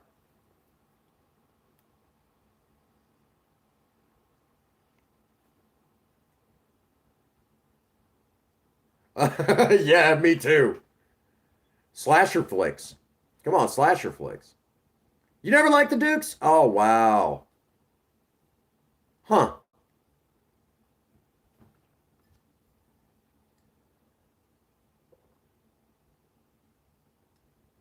Herbie the Love Bug was still doing its thing. Disney was still doing Herbie the Love Bug at that time. Not so much by the 1980s, but you could still watch it a lot. But in the 1980s, we rediscovered the 60s. And to give you an idea how well we did rediscover the 60s, again, um, we've seen a lot of bands from the 60s come back. The Monkees TV show was back on the air in the 1980s, and that had been off the air since like 1968, 1969. Um, the Batman movie came out, and as that movie was coming out, Adam West, the Adam West version of Batman, the TV series, was now big on TV. Oh man, the story that was the inspiration for The Exorcist happened actually in St. Louis, Missouri, not only a couple hours drive from here. And from what I understand, even though that hospital no longer stands, there's still weird things that happen there. I don't know. Where I live, there's actually a Civil War battle site because we're here in Missouri.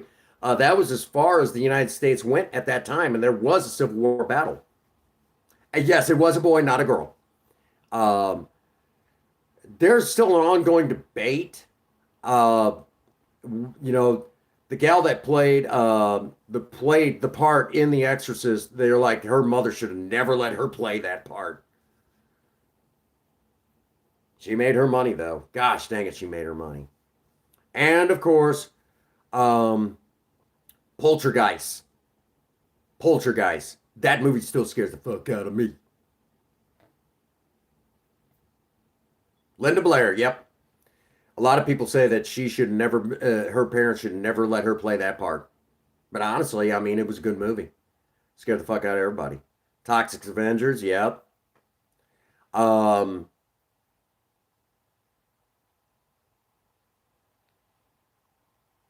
really wasn't frightening to you? Okay. Okay. Um,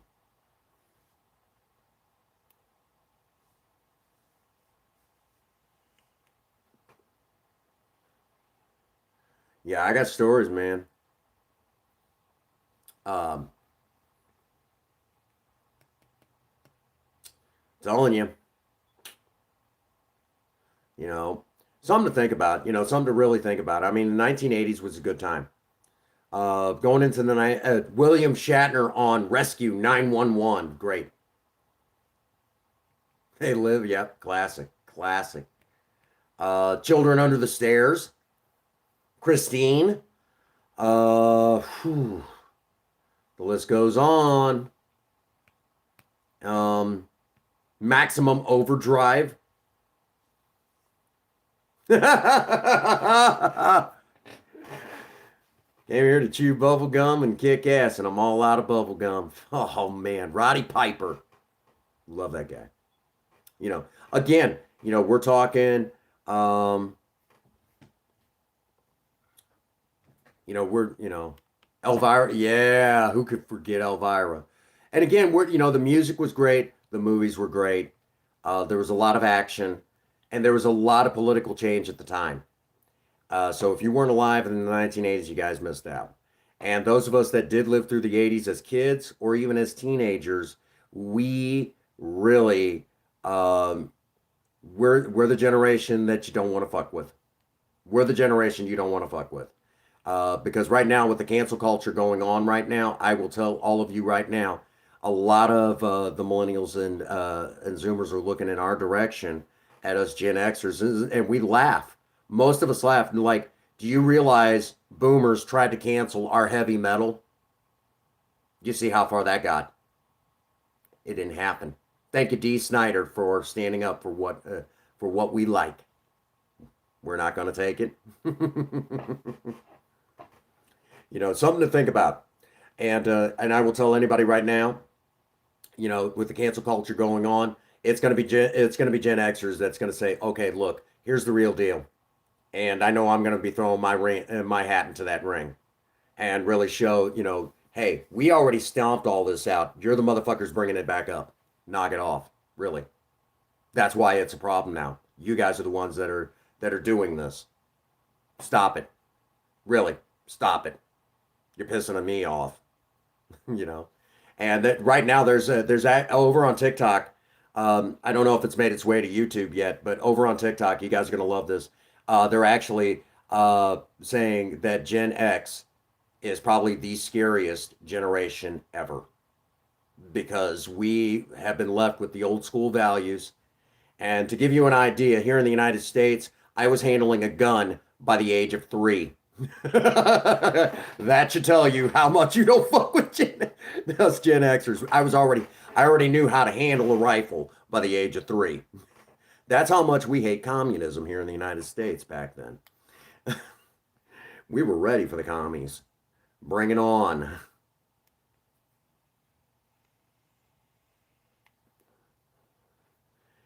Matter of fact, give you an idea, the propaganda was so heavy in the 1980s here in this country. Um, they had us pretty much believing in grade school we were going back to Vietnam.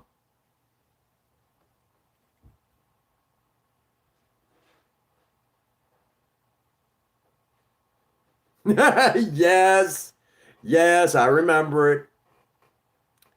Trying to crack the cable television too, so you can watch those channels. Yeah,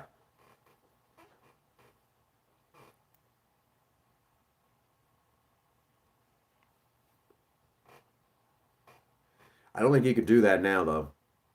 But then again, you got channels out there. You got those CD websites you can go to now. Yeah, you know. And our generation, by the way, I remember in the late 90s, GeoCities and Angel Fire. By the way, Angel Fire is still around. Angel Fire is still around, where you could go in and build your own website, similar to what you might see on Facebook today. But you could actually go in, build an entire website for free, and there was entire cultures built into these websites. You can go and visit everybody's stuff, and you can message each other and everything else, hang out, get to know one another. So it was similar to what Facebook was. Yep, yep, yep, yep, yep, yep. Exactly. And that was still a thing in the 1980s. Charlie's Angels. Ooh, yes. I miss Farrah Fawcett. Amazing, beautiful woman. True fighter. Cancer got her. Fuck cancer, right?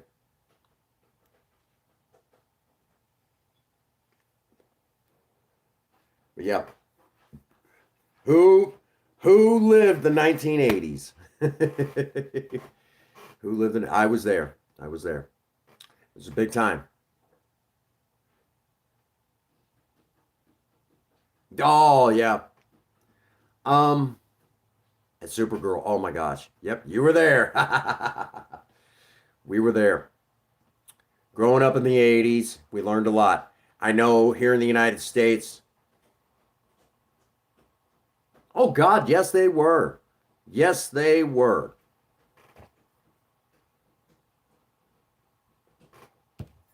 There was actually a gal that was talking about being a teenager in the 1980s, and I put in there, I actually remember you gals. High knee strut, yep. That's actually making its way back. Ironically enough, that's made its way back. Yep. Who remembers Valley Girls? Basically, your true to life Valley Girls. I'm not talking TV shows or anything like that. Real Valley Girls.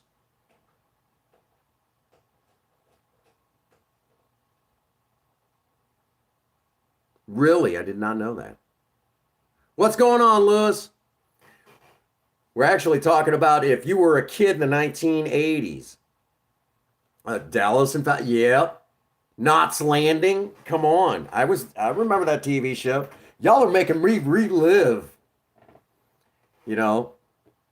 Yeah, Lewis, we're chit-chatting about y'all here's some of the stuff we are talking about right now. I'm not kidding you. Blow your mind. Um, because like I said, I've kind of gotten, Oh, yep, Porky's. Yep, Porky's. Ghostbusters. Ghostbusters. Come on.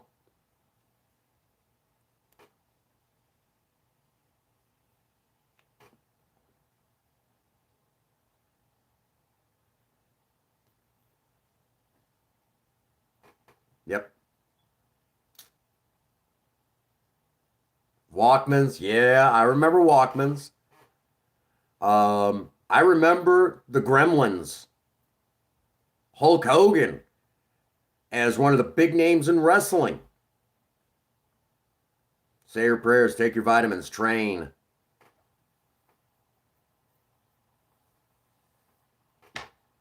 You needed to be saying your prayers, the vitamins you were taking, Hogan. Absolutely. See what I mean? We all remember. If you're a Gen Xer, you remember. You were there. And again, Generation X started its life. Us Gen Xers, we began our journey in life starting in 1970 in that generation. Lawn darts, yes! The originals were damn dangerous. Damn dangerous. They had to remake them. But yes, lawn darts.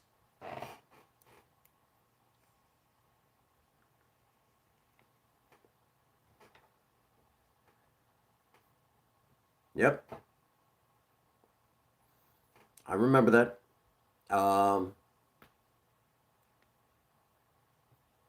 Let's see.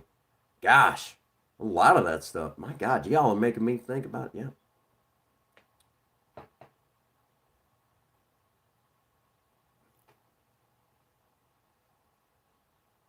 The big hair. Oh, yes. I remember everything you guys are talking about. Everything. I'm telling you. Um, it was all there. I mean, I had a great time as a kid. Kind of. I think I vaguely remember it. I'd have to kind of, yeah. I'll have to look it up. It's been so long. Yep. Man. Yeah, I've got stories, what I remember from the 1980s. The Space Shuttle Challenger exploding in 1986. Who remembers it? Who remembers that being all over the television? And the teacher that was on there? Who remembers it?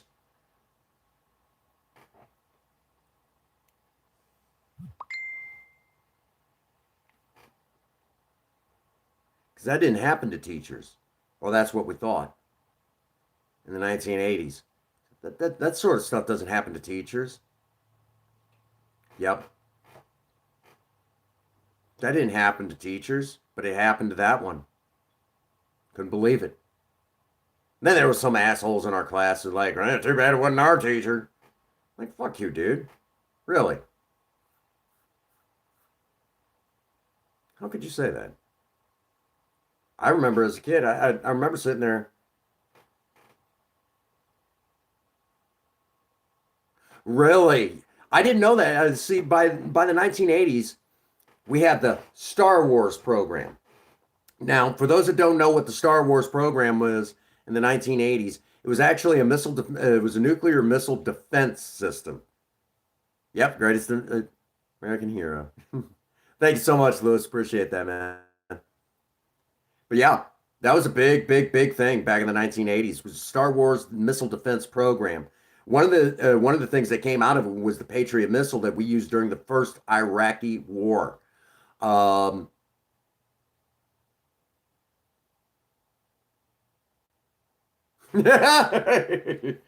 yeah, yeah. Here's one that still makes everybody's head spin. Okay, the Second Persian Gulf War. We went into Iraq. Okay, now they obviously were looking for weapons of mass destruction.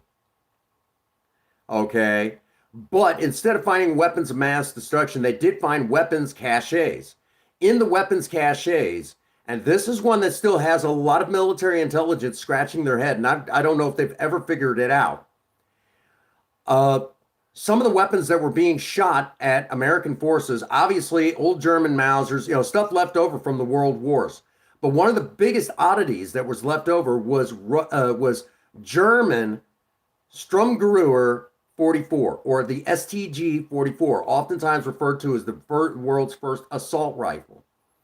Now, it was still chambered in the 7.92 by 33 millimeter Kurtz round. It was still chambered in that round. Now, here's the irony of it. Those weapons were originally in Russia. Somehow they made their way to Syria and then to Iraq. And Syria's like, we didn't sell them that. How did they get their hands on it? Nobody knows. That is a huge mystery that still has everybody baffled. Everybody. Blew everyone's mind. They found things that they didn't even know that they could have. Yeah, they probably did and just don't want to admit it, but still pretty interesting. Still very interesting. That's some serious oddity stuff. So basically, the soldiers that were fighting over there in the second Iraqi war were being shot at with weapons that our grandparents were being shot at with. Something to think about. So yeah, yeah. Who remembers the original movie, Red Dawn?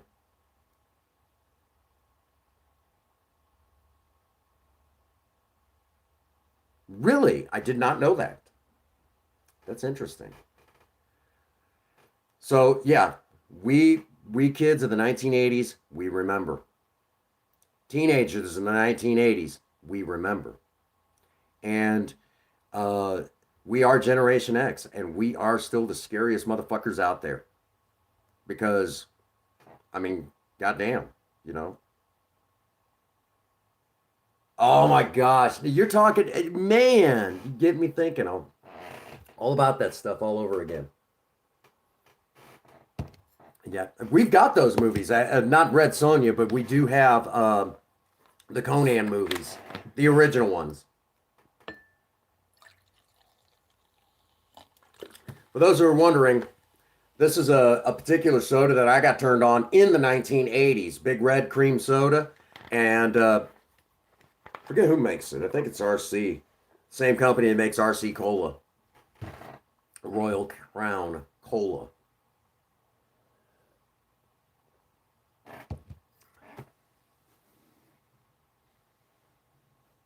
Oh my gosh. A lot of movies that came out in the 1980s. The American Ninja movie started in the 1980s with Michael Dudikoff. I love those movies. Damn good movies. My God. The first two were damn good. After that, it went to shit.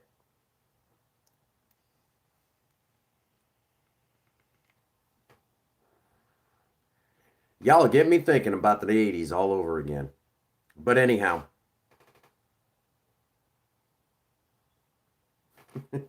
That's awesome. Wow. But anyhow, we do need to wind it down for the night. I got to go aggravate Princess Rue before she runs off to work. Oh, yep. See, y'all get me thinking about it again. But yeah, I'm going to have to turn back the clock for a lot of people in a video, and we'll definitely dive into that. But as we wind it down for the night, I want to thank y'all for being here. We've reminisced a lot this stream. Which it was a chill and chat anyway, so we definitely got some time in. But that's where it stands. So I want to thank you all for being here with me tonight. And as we let out for the evening, don't forget the Prince Magnum channel does have Prince Magnum channel merchandise. You can go over, click on the link, and pick out whatever it is that you like. Exclusive Princess Faye artwork, which Gamer Ian, Mr. Ian, has been unbagging and unboxing some of his stuff from the Teespring store, and he fell in love with the Serenity, artwork all over a blanket. Oh my God, it made a gorgeous blanket. I was really worried how it would turn out, but it turned out amazing, beautiful. So, that does bring us to the spot. So if you do want to get your own hands on your own Prince Magnum channel merchandise, grab the Teespring. Go over to the Teespring store. The link is on the main page, linked right into the banner. It'll actually have a little icon. Click on it, and it takes you directly to the Teespring store. Exclusive Princess Faye artwork. All right. So as we let out for the night, as a reminder to all of you, get out there and work on a project. Don't care what it is. Just do something with yourselves. Remember, idle hands and a creative mind go together like oil and water. Ha! Funny. If you have a sweetheart, sweep them off their feet and do something special for them today. And as always, for all of you out there, no one out there has told any of you that they love you today. Prince Magnum does. God bless you and have a happy 24. Thank you.